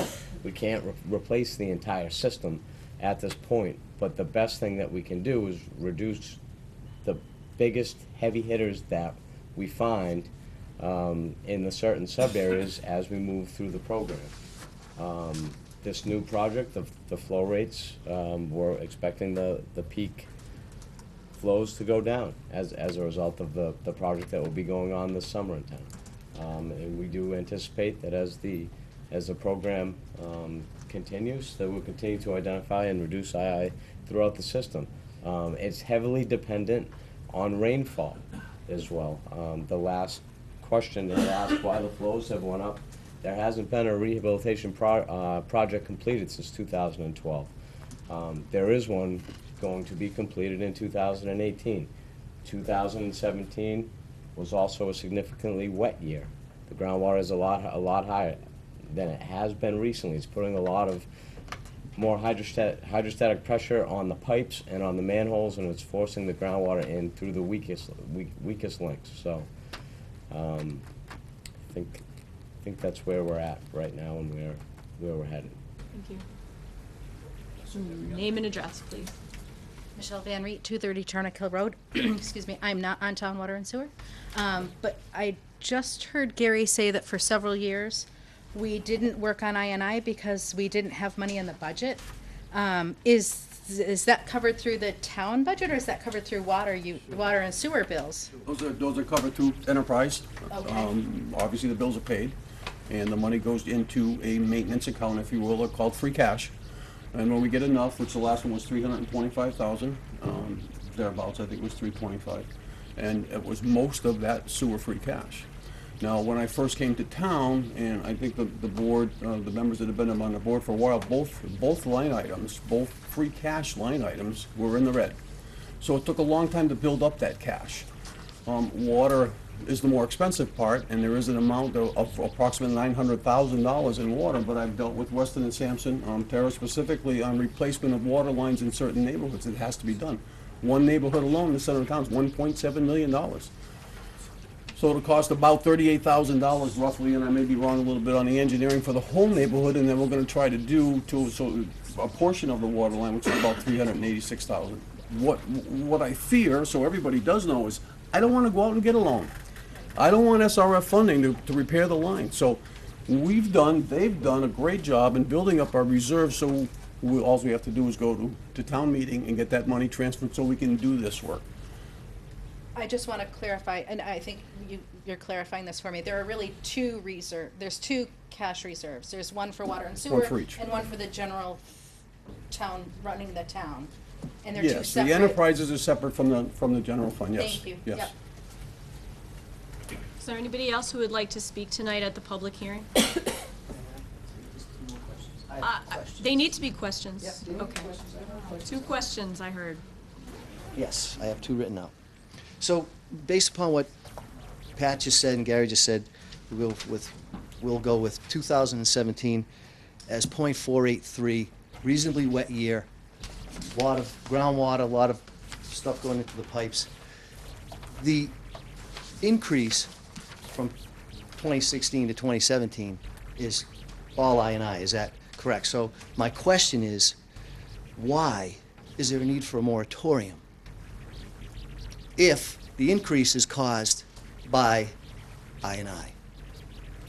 Okay, I'm going to actually answer that because I'm fairly Please. confident, and hopefully you can second this, that no one said, but with any certainty, that the entirety of the increase from 16 to 17 was I&I. Would somebody like to second that? I will second that. Thank you. Okay, next question. Could you please say that again? What was the No answer? one said, no one, except you, that the entirety of the increase in flow between 16 and 17, from .372 to .483, was I&I. You said it. Okay. Okay, so we're into, next question. All right, so 483 from a reasonably wet year, all right? Now, what I ask of the board is, I don't believe any way, shape, or form that there is a way you can take a vote on this tonight based upon what you've heard for information until you get the correct numbers. It would be, in my opinion, wouldn't you think, here's a question, wouldn't you think it would be inappropriate to vote on something that is not correct? If it may be correct or it may not be correct. We have a discrepancy, us and Weston and Sampson, but let's get to the correct numbers before we say that connections are causing this problem. I don't believe the connections are causing. If the board believes that connections are causing this problem, I say get the correct information. I ask you to put this forward a month. Let's get the right numbers and do it then. Okay, so the question was, please continue the hearing. Please continue the hearing Okay, thank so you. that we can get the correct numbers and know that they're correct. Is there, If I could, just for a second, Clay, thanks for the comments, but again, I think you're basing this on your correct numbers versus the engineer's correct numbers. I've based all these decisions and this, what I've brought forward, on what we're actually billed for. What actually goes through the flow meter is what we're billed for. Now, as Greg said before, it's a temporary moratorium so we can address these problems. So, I mean, if you're not gonna give us a chance to address the problems, what's gonna happen? Madam Chair, may I, he's talking. no, directly to no, me. no, I'm sorry, no. I need to answer it. No, I need Mr. to Blair, answer it. you have not been recognized.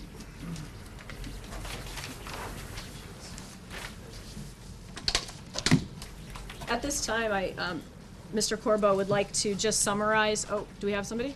You're making your way all the way up. Michael Votruba, Campbell, 76 Campbell Street, Rutland. Your numbers for 2016 are .372, and the numbers for 2017 are .483 for the flow.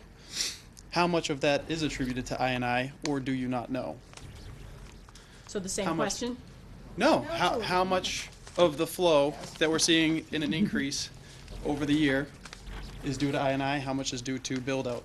I honestly, I think they've already answered that because they've stated we haven't been able to do a construction or engineering project since 2012. So honestly, I can't answer that question until these guys get in and do some investigative work and repair. Without knowing the I&I, should we be voting on a moratorium to stop building, not knowing that it's building I&I? We're not at the capacity at this moment. Why the rush to vote? It seems like this came, to my knowledge at least, that the board was looking at this relatively recently, and doesn't seem like it's something that needs to be addressed tonight. And will we meet the capacity in a year? And if not, why not wait a year to issue a moratorium? Go ahead. Madam Chair, I just want to point again to the moratorium regulation and all the reasons why the board is addressing it tonight. If you could reiterate that, please. Thank you.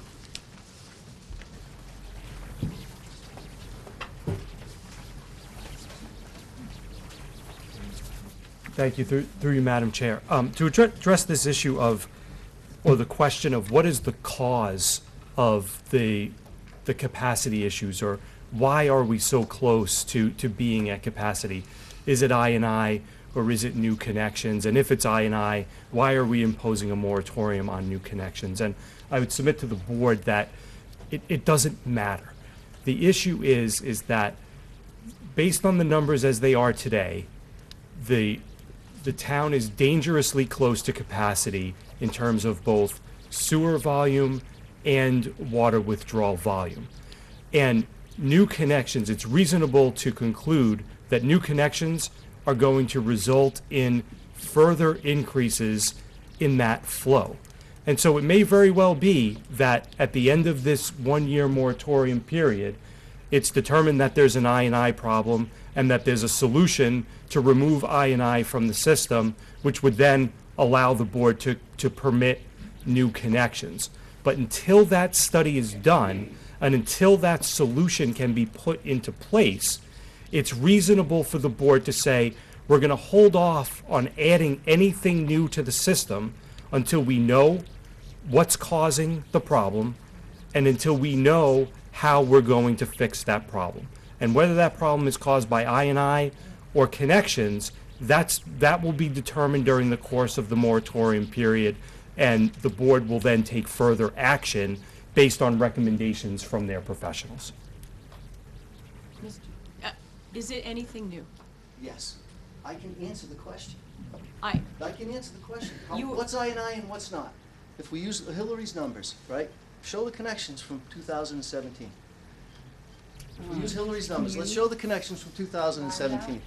I don't know which way, just pick one. Backwards, backwards? It's a chart. Oh, sorry, the other way. That one right there. How many connections in 2017? Oh, I think we're gonna have to shut the light off for that. Could you shut the light off, please, somebody? I got it. 2017, 1450, about? Is that right? 1,400 connections?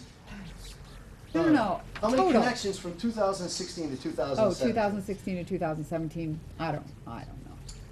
20, maybe? Okay, so 20 10, connections. 10 or 20? Okay, we're gonna say 20 connections, let's say 20, and we're gonna use your numbers. 300 and how many? 440. 300, how many what? Gallons per day. So we have the lights, From please. a four-bedroom house. We have the lights, please. How many gallons per day from a four-bedroom house? Mr. Blair, Mr. No, Blair. no, I'm telling you. We're talking it about an answers the engineering question. study right now, which we're not being paid to Well, do no, right but now. somebody so asked, somebody asked the question and I can answer it. Mr. Blair. How much is I&I and how much is flow? 20 connections times 440.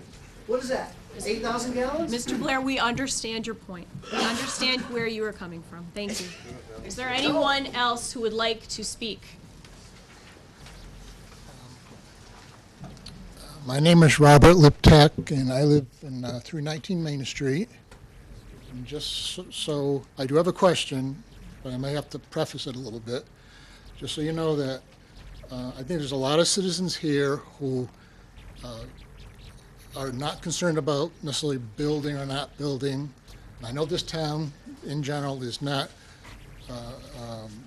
anti-building, which can be seen by permits going on for ages and ages. I think the report that these consultants did is excellent. For the lay people to read it, it makes total sense. You see the numbers going up. Okay, everyone uses consultants. Mr. Blair uses consultants, and they believe those. Town uses consultants, and we have to believe those.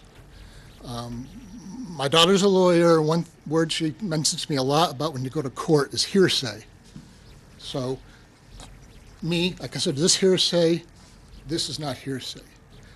And my only question is how come you haven't done this sooner? Thank you.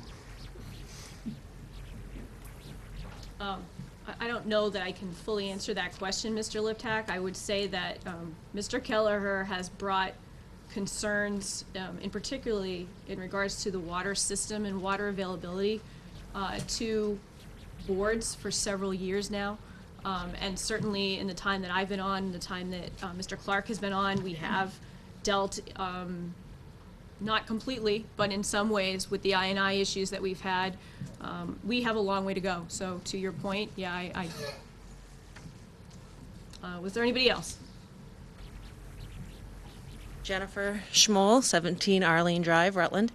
I just heard a couple people mention the effects of groundwater on our system, which made me think of our wetlands, and wondering if you've talked with our Conservation Commission and seen the rate of building and the number of replication projects that needed to be done as a result of building on wetlands, and as an engineer, how much that replication of wetlands, are we checking to make sure that they are being replicated, and the effect that that has on our groundwater during years of heavy rain. Is there anybody that... I can sort of answer that. So we have not been involved in any of the Conservation Commission activities with respect to checking wetlands, so I certainly can't answer that question. In general, the more displacement there is of groundwater, in general, the higher the groundwater elevation can be. Yeah. That's the importance of wetlands. Acts as a sponge. Right. So I think it has an effect on... In general, I can state that in general it does. We have not done any studies in town to show whether that has in fact happened, and again, haven't been involved in any of the wetland replications, so. Thank you. Last question?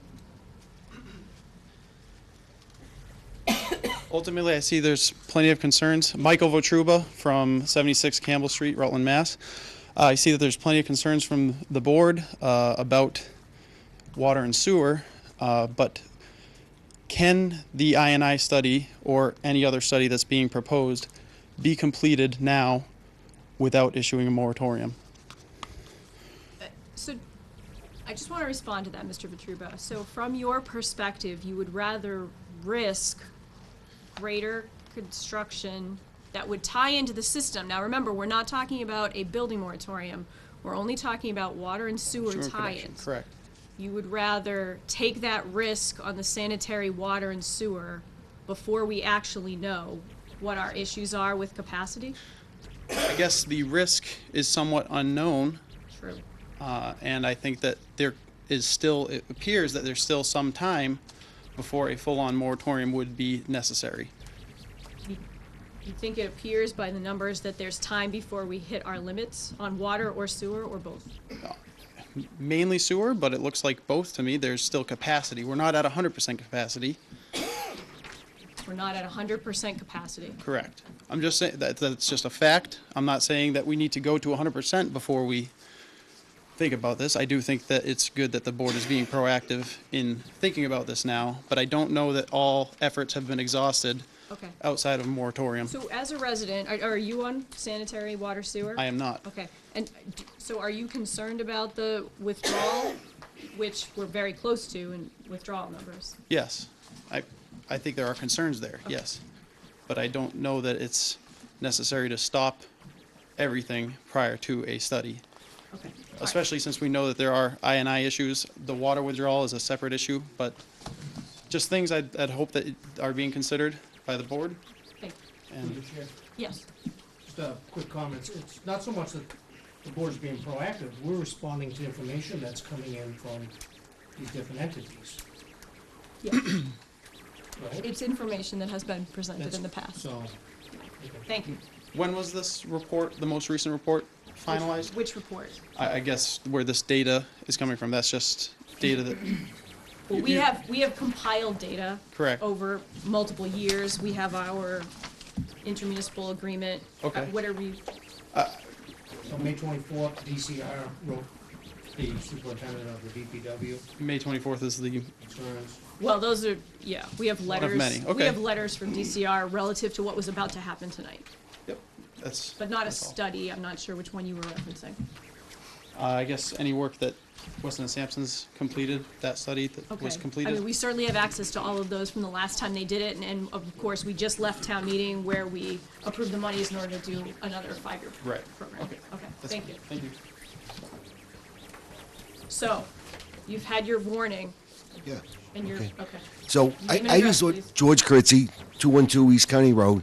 One of the factors, well, one of the things that I was looking at or considering when we saw your charts, and I'm not going to get into numbers or anything like that, but one of the things about your charts is when you have projections for the permitted subdivisions, you call out 107 houses here and 29 houses there, and you look at current numbers that are currently in place.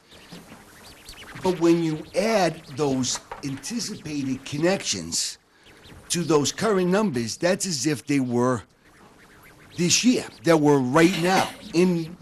If we add them in to right now's current numbers, we would be perilously close to our limits. That's what the conclusion is. But what's not in your numbers going forward is our increased allocations that are contractually granted the town, that Rutland did fight for and Rutland obtained. So every year, the allocated flows increase for this town. And what you've done is you've taken a snapshot of the picture of the town right now, added in what could be a decade worth of build-out, Bryce Estates and Brittenell Estates is what you've got. Brittenell Estates isn't even fully, hasn't even been commenced yet.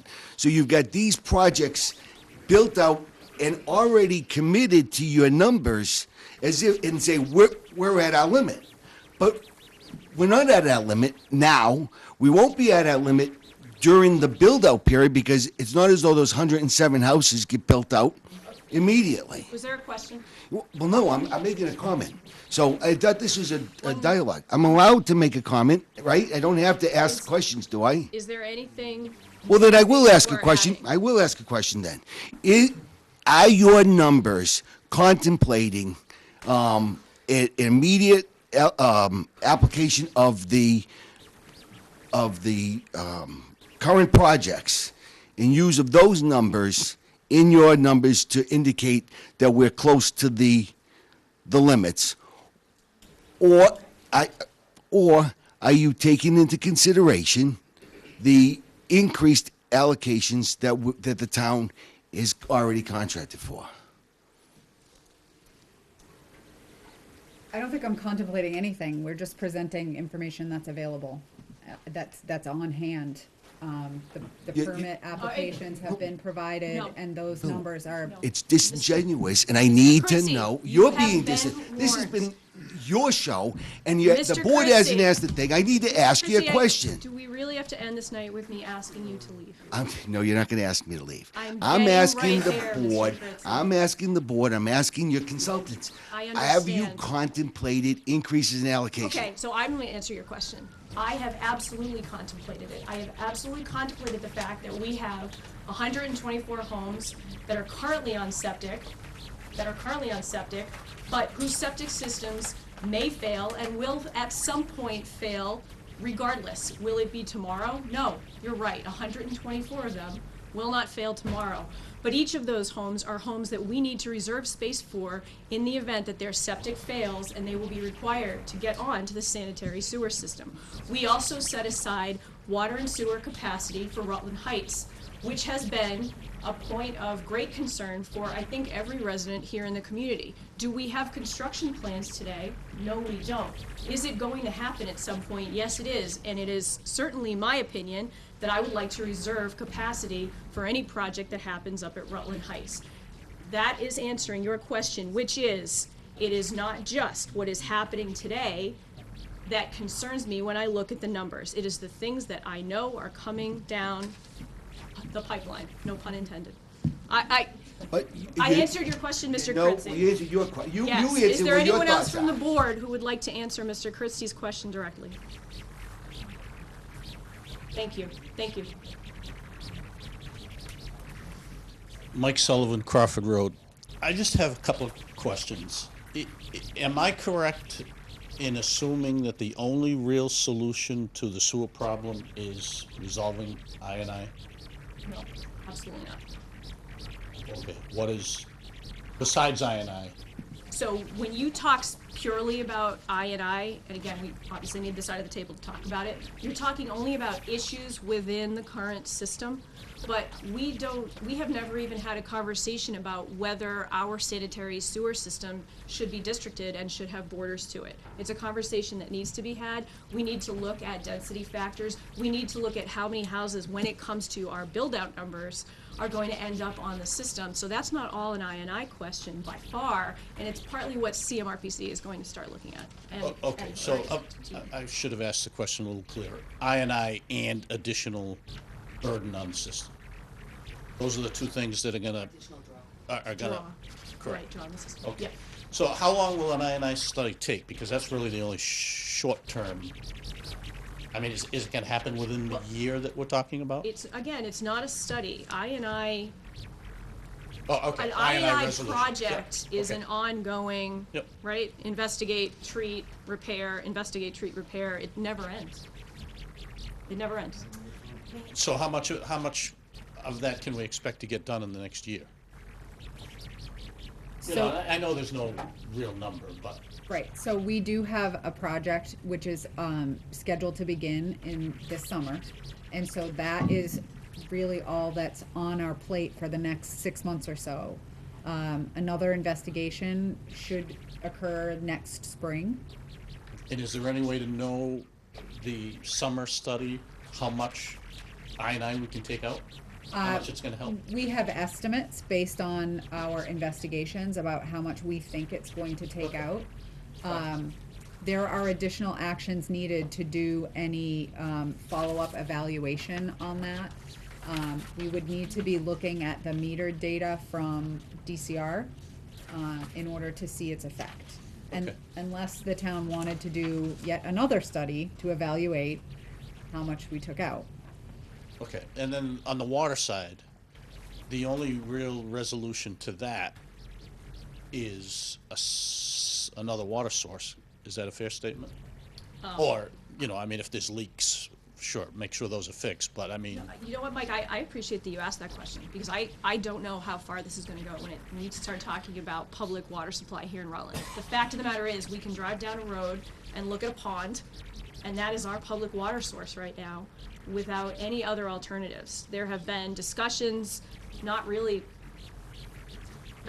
any discussions that were formalized about whether or not Quabbin would let us tap in the event of an emergency. The Quabbin Aqueduct runs through the town of Rutland. Well, That is most likely, and you know better than anybody, probably a 15-year project to get that done, and that's if they ever say yes.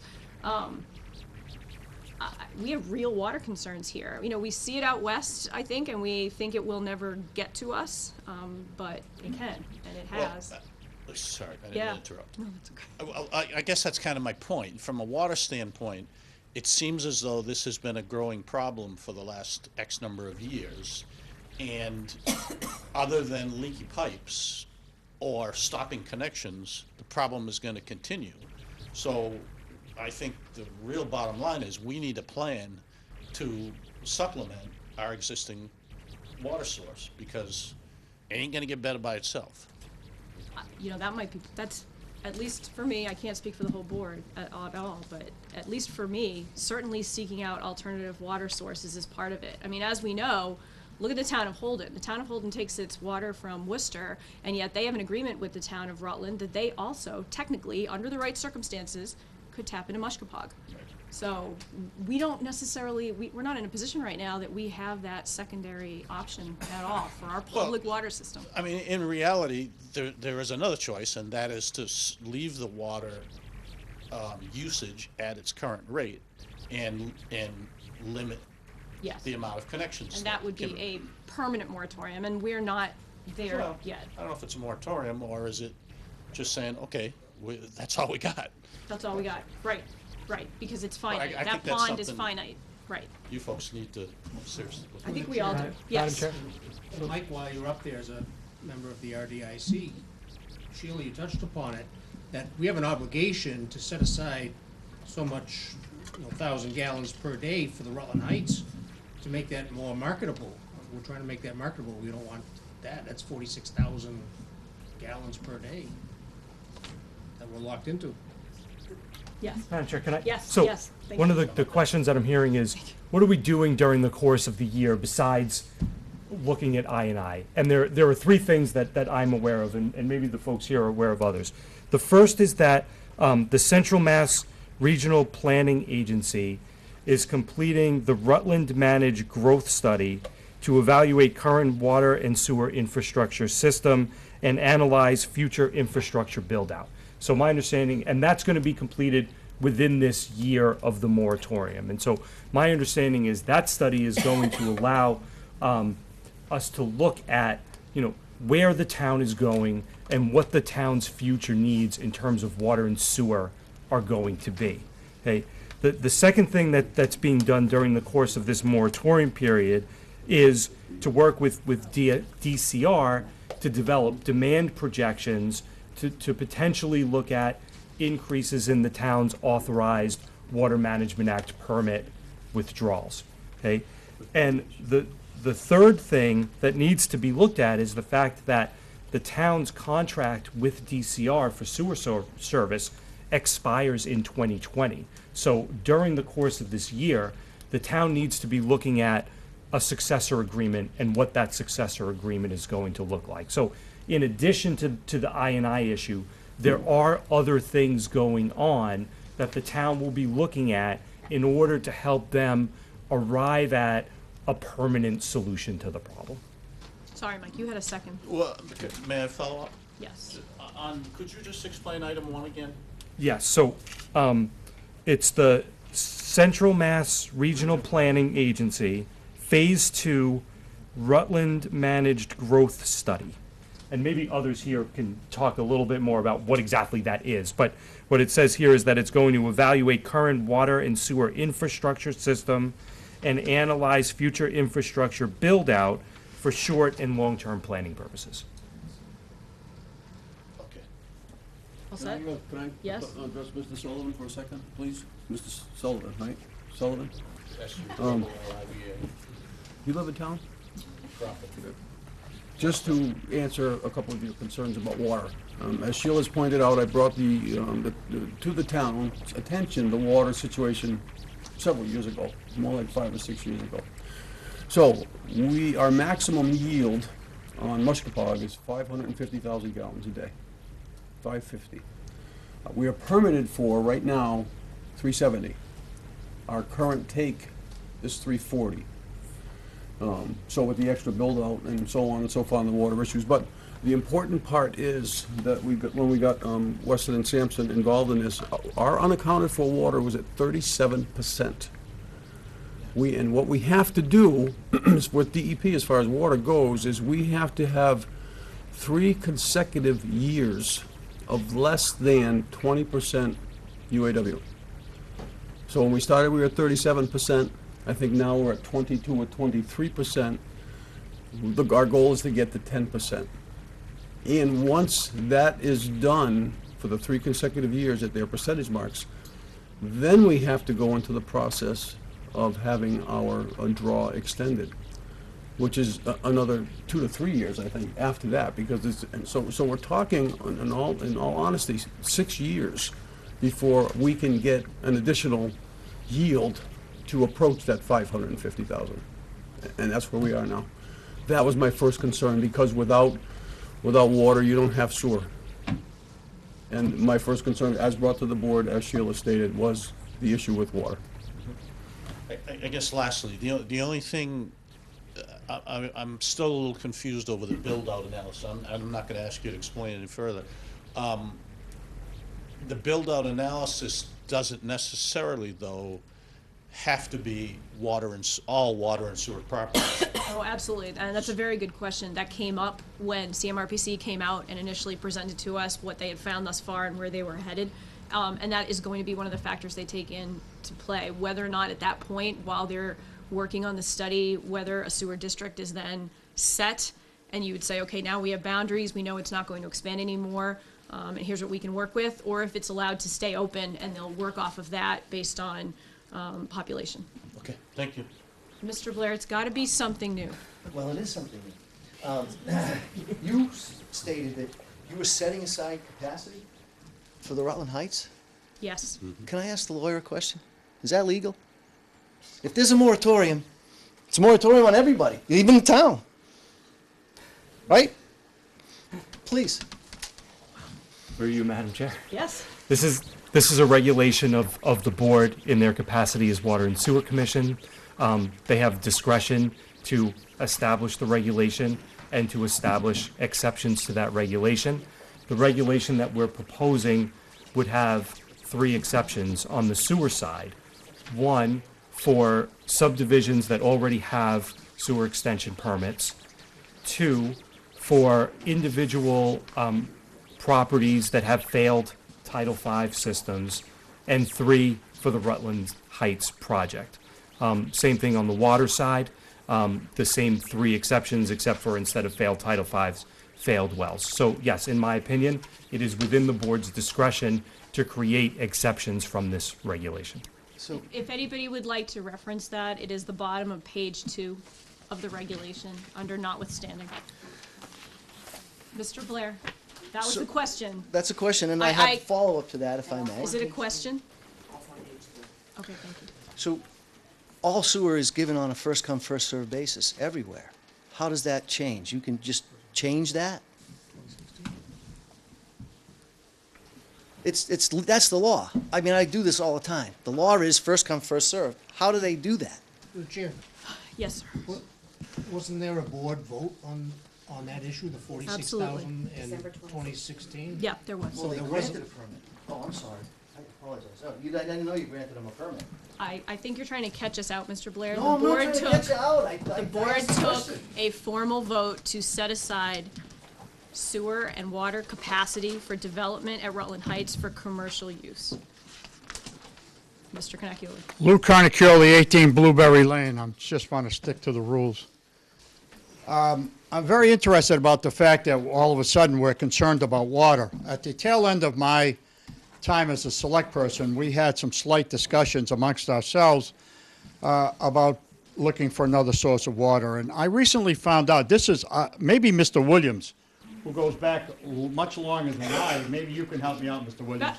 You know what, Mr. Cannacchioli, I'm actually going to interrupt you if you don't mind, because you brought this up at a Board of Selectmen meeting, correct? You don't even know what I'm talking about. I do. The Board of Selectmen meeting, same issue? Terrific. Is that, Wow. is it, Reading my well, no, if I'm wrong, please.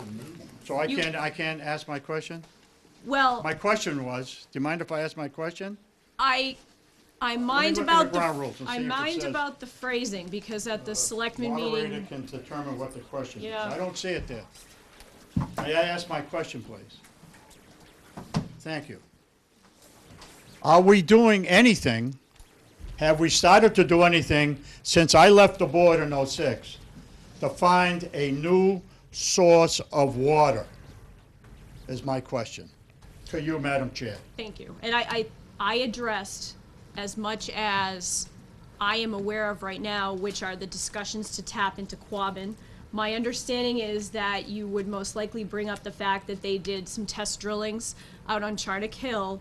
We really don't have any information about whether or not that's going to be useful. If it is, and that could be a secondary water source at some point, I think we're years away from that.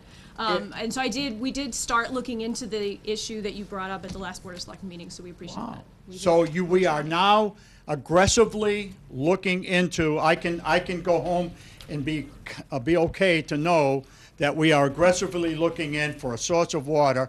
And Mr. Williams, if I may, Madam Chair, because he'd be the expert. Do you remember the study done at the bottom of Barracks Hill? So, In a pump, that they had quite a few gallons of Mr. water? Cannacchioli, through the chair, if asking- Mr. Williams would like to speak, he can come up at this point. I think we'll call this a day. Thank you. I'm glad to see that you're aggressively looking for another source Thank of water. you. I appreciate your support. Finally, Mr. something Williams. positive on this board. Mr. Williams, would you like to speak? No, I'm sorry. I can't speak. No, Mr. Williams, did you have anything to say tonight? No. You need to come up if you're going to say anything. No. Okay, thank you. Mr. Lucier, go ahead. Lucier, 183 Pleasantdale Road. So you're saying you're putting some space aside for potential retail at Rutland Heights to benefit the town of Rutland, right? I own property, and I want to do some retail. We've been going with the planning board now for a year and a half, getting our approval. We're almost there. As the planning board can tell us, we're almost there. And you're saying because I want to do some retail and some residential on that piece of property on Main Street, that I can't, but you can reserve space for somebody else that's going to come into town to hook up over there, to do their retail, but I can't get my retail, and I already own the property and have been working with the planning board for a year and a half. We're almost there, but I can't, but they can. That's not quite right. I'm a resident of this town for 47 years. I've supported the town, I've donated to the town, and I can't, but other people can. Thank you. Thank you. You're not fair. George, if I could, thanks for your comments, but you and I haven't had a chance to sit down and talk about that, but the property you're talking to on Main Street already has, I believe, water and sewer. So the Yeah, but stub you is... said you can't increase The volume. stub is there. You said you can't The increase stub, volume. the stub is there. So I can Like I increase say, volume. you and I haven't sat down and talked about it. Okay. But the stubs for both water and sewer are there, yes? You Yes, knock they the are. house down, you already have water and sewer on that property, right? Okay, but the volume will be increased. You So already, know. we haven't, I'm gonna Okay, get, I just want to say that if Mr. other Lucier, people I can think- put in retail, I should be able to put in retail also. You should Space probably. for them is no different than space for me. Right, you should probably read the regulation. And just to be clear, there was a reason why the Heights property and the allocation to the Heights property was specifically addressed in the regulation in front of you. Obviously, we all know that we are a very heavily residential tax-based community. And I think it is a priority of the majority of residents in the town that we see some commercial tax base to try to offset that and balance out where the taxes are coming from. And obviously, development of the RDIC is not a new issue, and it is an ongoing one. I, at this time, am hereby closing the public hearing. The board would like to thank our professional staff for their availability tonight and for their conscientious preparation, for all of the information and documentation they provided. If there is anything you heard tonight that you didn't have in front of you that you would like a copy of, please come see us. We can provide you with anything. We'd like to thank everybody for attending. Obviously, we all have very different opinions, but it's clear that everybody here cares deeply about the town of Rutland. We'd also like to thank everyone for the respect and civility that was shown this evening. The responsibility for adequate, clean, safe water and a functioning sanitary septic system is one that we take seriously. At this time, the public hearing again is closed. The Board of Selectmen, now acting in the capacity as Water, Sewer, or Public Works Commissioners, will deliberate. The meeting is still open. All observers are welcome to stay. There will be no more public comment or questions at this time. Thank you. I would ask if there are any board questions. I know it's hard to see everybody, so I don't know if you want to sort of change the way we're sitting, or I can back up, or whatever we'd like to do. Okay, right here. You're okay. We maintain order, we're still having our, Can you gather? So, the meeting is still in session. Thank you. I think if you step outside, you could certainly have a discussion and come back if you'd like. Thank you. Madam Chair, if I Yes. could. So, board members, you have in front of you a proposed draft regulation, and I've suggested a form of motion to the chair, but before that motion is made or you have further discussion, I would just like to suggest two changes to the draft that's in front of you. The first is on page 2, in the last paragraph. It says, notwithstanding the foregoing paragraph and subject to compliance with the requirements of the town's sewer connection regulations and other applicable laws, the superintendent may approve sewer connection applications for properties. I would suggest after the word properties, adding the clause, within a residential subdivision with a sewer extension permit approved prior to the effective date of this regulation. And Madam Chair, I wrote this, I can give this to you. Could you read that one more time? Yes.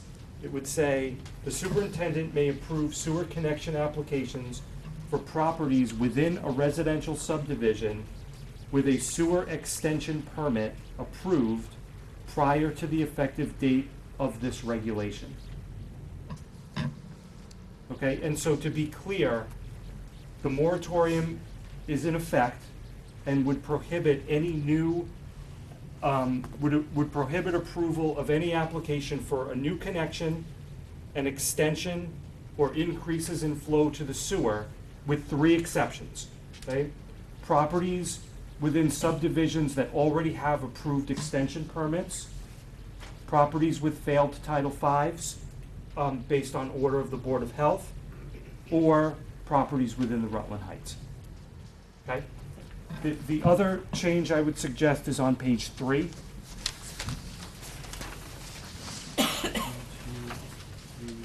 4, and in the second paragraph under section 4, in the 4th line, the first word says connection, should be changed to extension.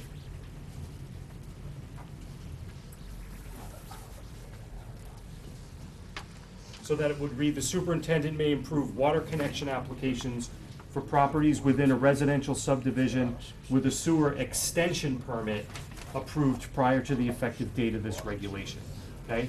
So again, we're carving out 3 exceptions.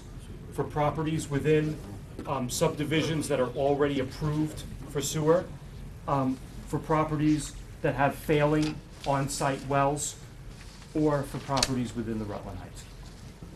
Otherwise, I would present this to you in, as the form of regulation for your consideration.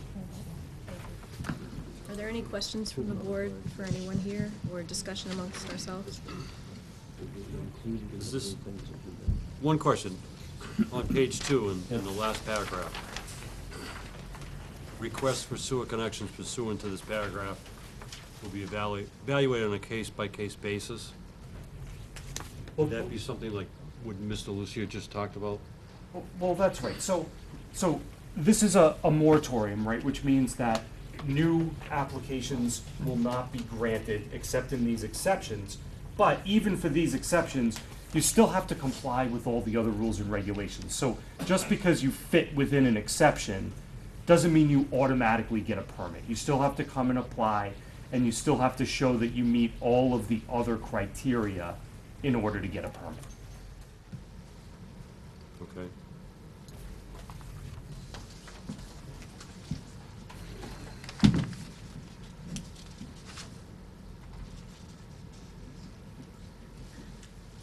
at this time, I would entertain either more questions, discussion, or a motion. I need a second.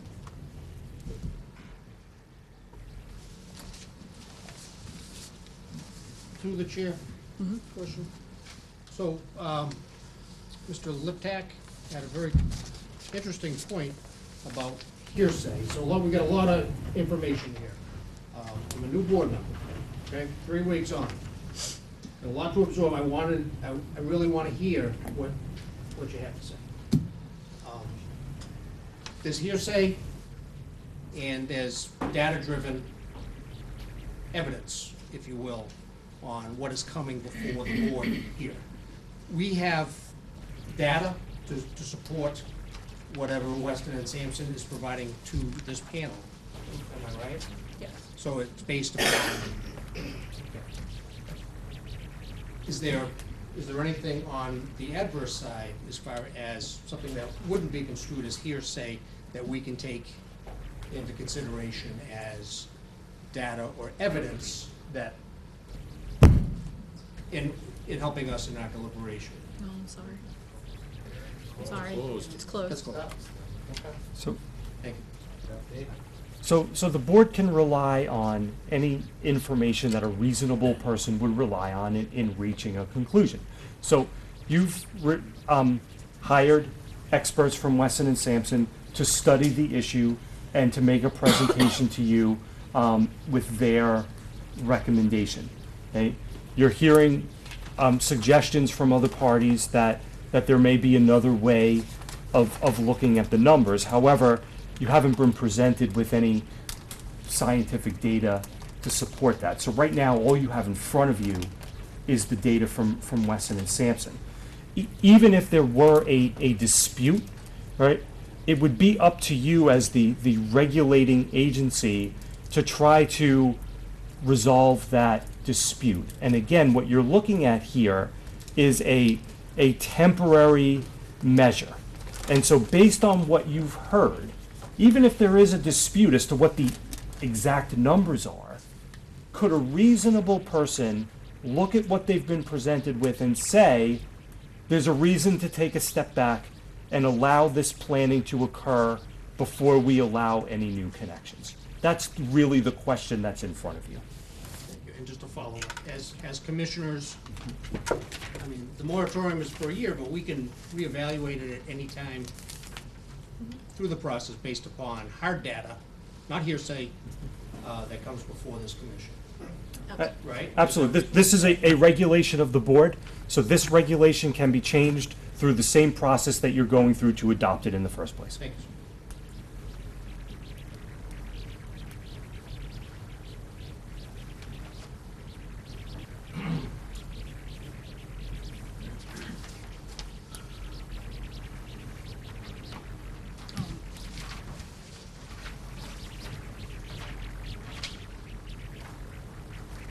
I guess the only thing I would add, Jeff, is, the three of you to my left, I happen to be the person involved in the lawsuit involving DCR in the city of Worcester. It went on for a long time, and it was hard fought.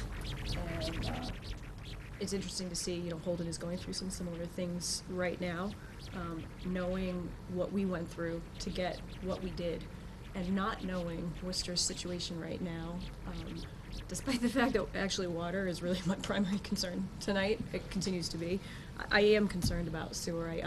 2020 is coming fast, and it's something that absolutely needs to be kind of at the top of our list, because man, these negotiations take so much time, and the DCR letter absolutely, in my estimation, alluded to the fact that it would not be easy to get another incremental allocation.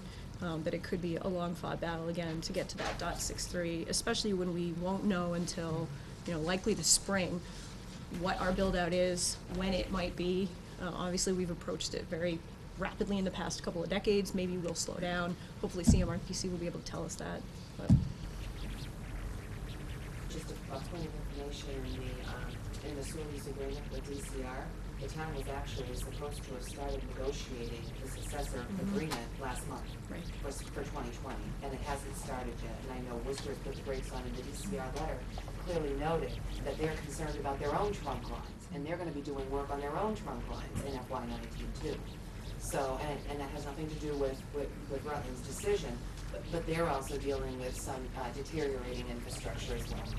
So to your point about being, a few weeks in, this is the stuff, because we've had the conversations, and Skip wasn't on them, particularly the conversations about whether we need to take a long, hard look at our own sewer treatment plant, and whether that ship has sailed. In terms of funding, there's no federal funding for it anymore, but, and it's probably time to have those conversations again.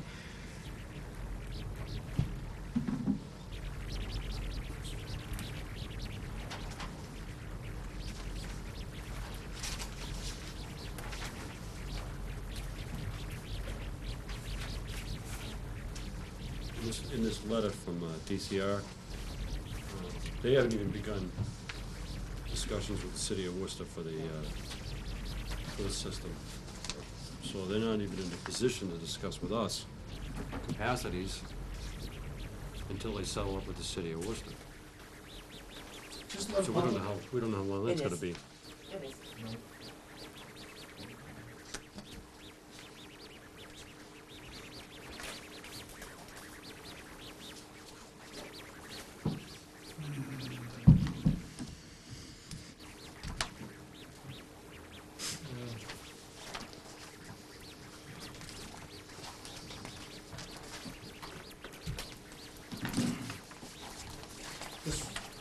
This DCR letter was not, it's not part of the package. Not the sewer use agreement, no. I mean, this one here that we just received. No, it's not. It's public record. And you can read portions of it if you want. May I, Chair? Yeah, absolutely.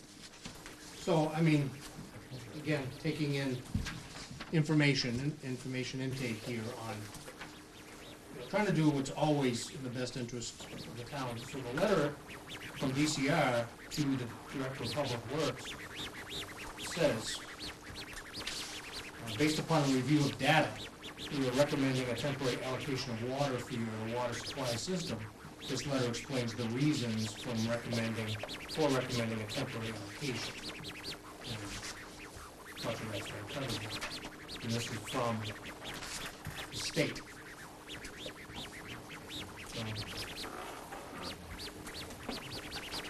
If I could, through the chair, another important sentence in this, on the bottom of page 1. Once the data are determined to be sufficient, OWR staff will work with you to complete a forecast of water needs for the remaining years of your Water Management Act permit, and Mass DEP may modify your permit to reflect the forecast. So there could be a more permanent allocation, we just don't know, but because the town has already done its water audit, that is also something, and it's noted in the moratorium regulation, that's also something that's gonna be worked on.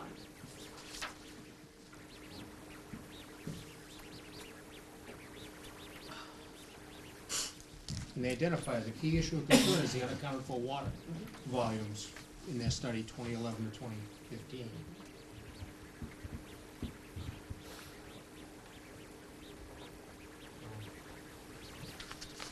Which hopefully we've partially cared for with the project that happened in 2016.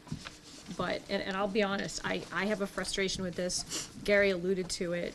The fact that you have to get down to such a close number before they will even have the discussion with you about increasing your usage, it drives, it's exactly, to the point of actually what Clea was talking about. You don't wait until the problem is right in front of you to deal with it when you know it's coming. So we should probably have a conversation with Gary at some point and begin the process, despite the fact that we're not there yet. We're not at 10, we're at 23, so you said 23-ish.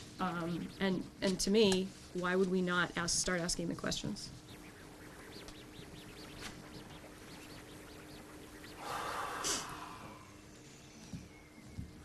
We need to put that on our goal when we start talking about our working group for the goals. I mean, 2020 is around the corner, so. Yeah.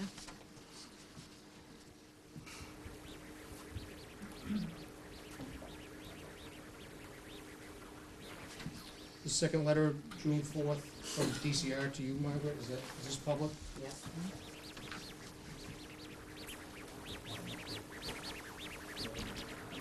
I have another concern with that same letter. I mean, DCR says in its letter, it's unknown by DCR at this time what Worcester's sewer system can handle in regards to additional flow from the Rutland, Holden, Trunk sewer communities. Well, how can they start negotiating with us if they can't start negotiating with Worcester until they know if the system can even handle it? Well, it's partly what made the last time so long and drawn out. At the end of it, there were 3 Worcester projects that Worcester said absolutely had to get done before they would really talk to us and finalize the document. And of course, you know, there's always delays, and those projects finally got done. They were extensive. It definitely, Worcester has massive infrastructure issues, and it affects us. Well, obviously, DCR is still concerned with it. Even Yeah, though Worcester's made strides, but. Right, right. So discussion on the same letter, the June 4th letter, DCR to town administrator.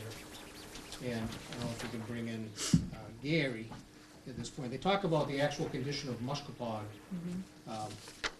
And said there was given a rating of poor during the last inspection phase. The DCR doesn't have any funds available to repair specifically the dam, spillway, or embankment structures of Mushkapog. That was contributing to leaks in the system, or what they call UAW, the unaccounted for water leakage, spillage. So there's no relief forecasted from the state to try to address the physical condition of our pond, Mushkapog, being the bankings, the dam, the spillway, that we're losing water on. Right? It doesn't give any data or figures here. Is there anything in your capacity with the highway department or plan, anything forecasted to address the physical condition of Mushkapog, the dam, the spillway?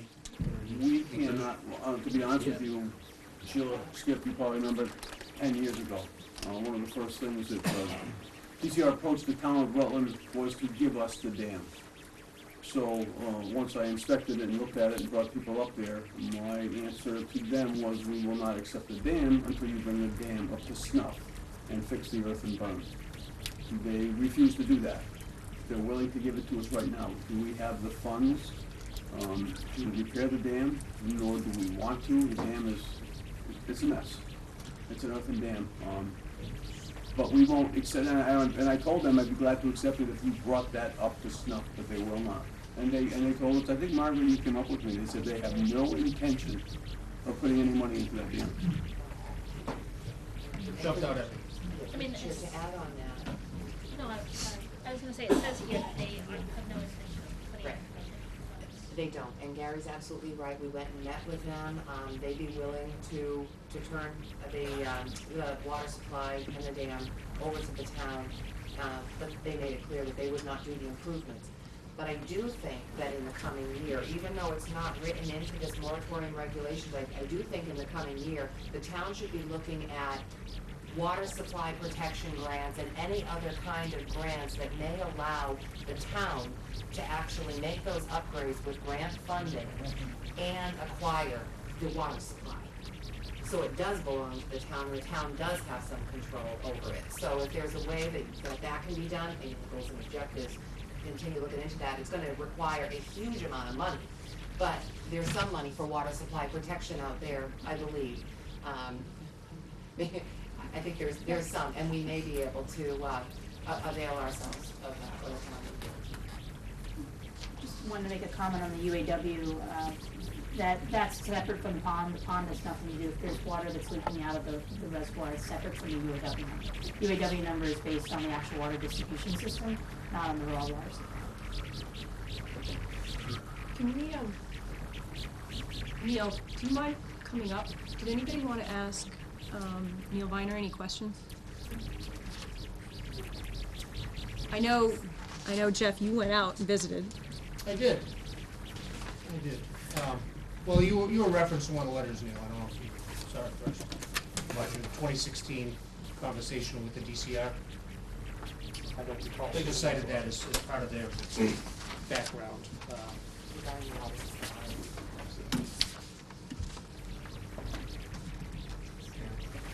I mean, you should know. Based on Neil Miner's November 10th, 2016 conversation with our OWR staff member, Aaron Graham, it is our understanding that Rutland is addressing the issue of UAW and has conducted an WA M36 water system audit. Once the data are determined to be sufficient, OWR staff will work with the county data forecast of water needs for the remaining years of our permit. Thank you. So again, through the chair and Neil, so I did go out there with permission or with request, I guess, to go check out the reservoir, because I consider myself quite familiar with it, having grown up a stone's throw from there. And although it seemed low, right? It seemed like Our last measurement, which was taken the end of May, we're full. We're not plus, we're not minus, we're at the spillway. where we're supposed to be. Correct.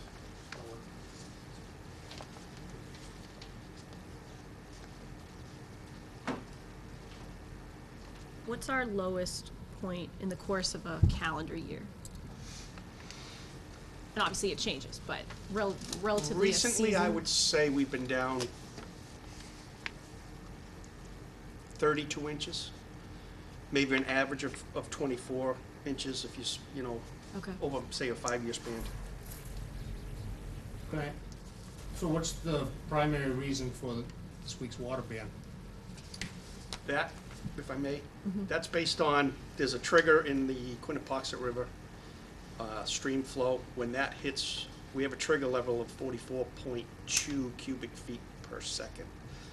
When it drops below that, we're required to implement a water ban. Any idea how long that's been going for? Probably till November Really? or October, which, the end of the growing season when Grass. people stop using water anyways. Grass growing season. Separate issue. Thanks, Neil. You're welcome. Anybody else? Neil, when you look at the spillway, the dam, are you out there? You know, are you, Yes. I know there's nothing you can actually do to it, but I think some of the damage that has been done, it's overflowed where the more earthen part is. What I call the dam, where where Holden used to withdraw from, that's in good shape. But if we allow the reservoir to get, you know, if we get heavy rains, I have seen where and DCR has showed me where it's gone over the bank and on the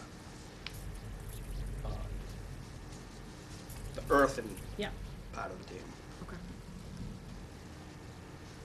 But the spillway itself and the dam is, Not good. I'm not concerned with it.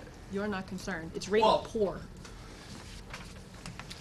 Isn't the spillway lower than the part of the earthen dam? So it wouldn't overflow on the earth part? There used to be some boards put in there by the town of Holden, which put more water in when they were drawing their allotted amount. Those have been taken out by DCR. So that has brought the reservoir down to a safe level where we're not approaching spilling over the earthen part. Oh, okay. So that was a It's gonna past, go out the spillway and not do any damage. so it was a past issue when Holden had the boards in there withdrawing, okay.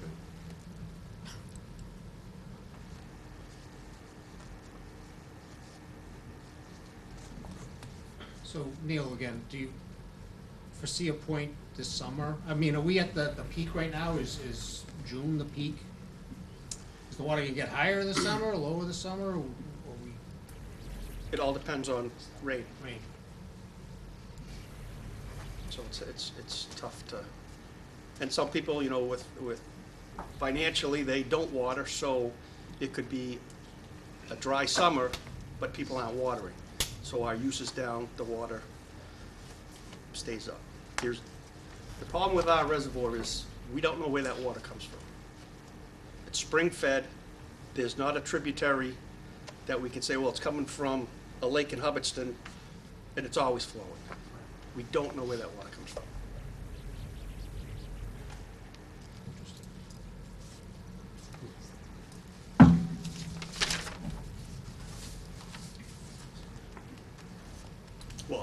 take that back.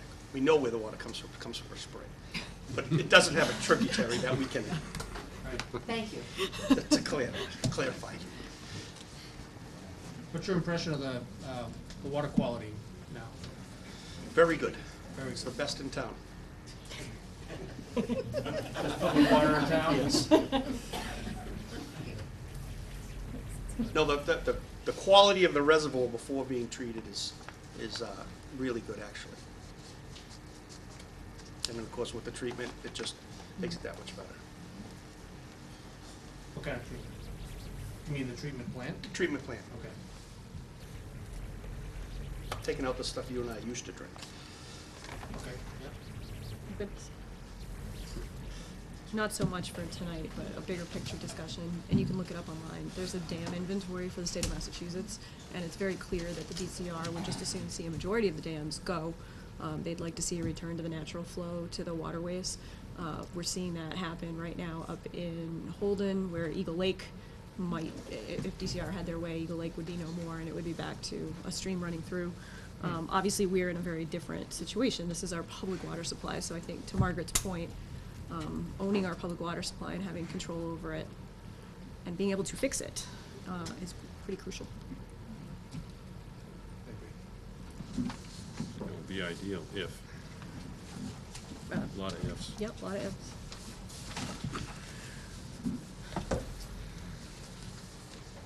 I get that.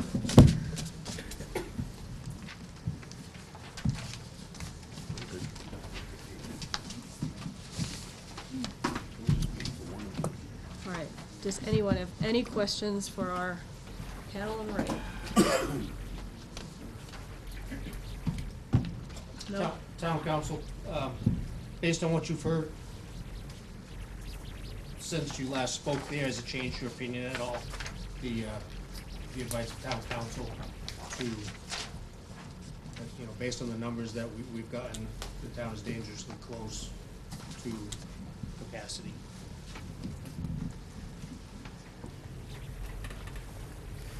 Through you, Mr. Chair? No, it is my opinion that there is sufficient information before the board to justify adopting the moratorium. It's up to you from a policy, as a policy-making board, as to whether you wish to take that step, but it is my opinion that it's legally justified.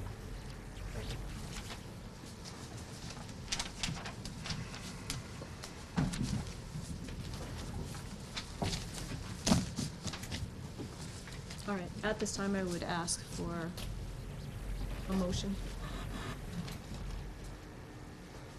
Alright, I move that the board, acting in its capacity as the Board of Public Works, adopt the sewer and water connection moratorium regulation presented at this public hearing held on June 6th, 2018 in the large room of the Rutland Public Library. Do I have a second? Second. Is there any discussion on this motion? Hearing none, we would do a roll call vote from the left. Stillings, aye. Whitman, aye. Walker, aye. It's unanimous. Entertain a motion for adjournment, if there's nothing further before the board. Motion to adjourn. Second. All in favor? Aye. Thank you.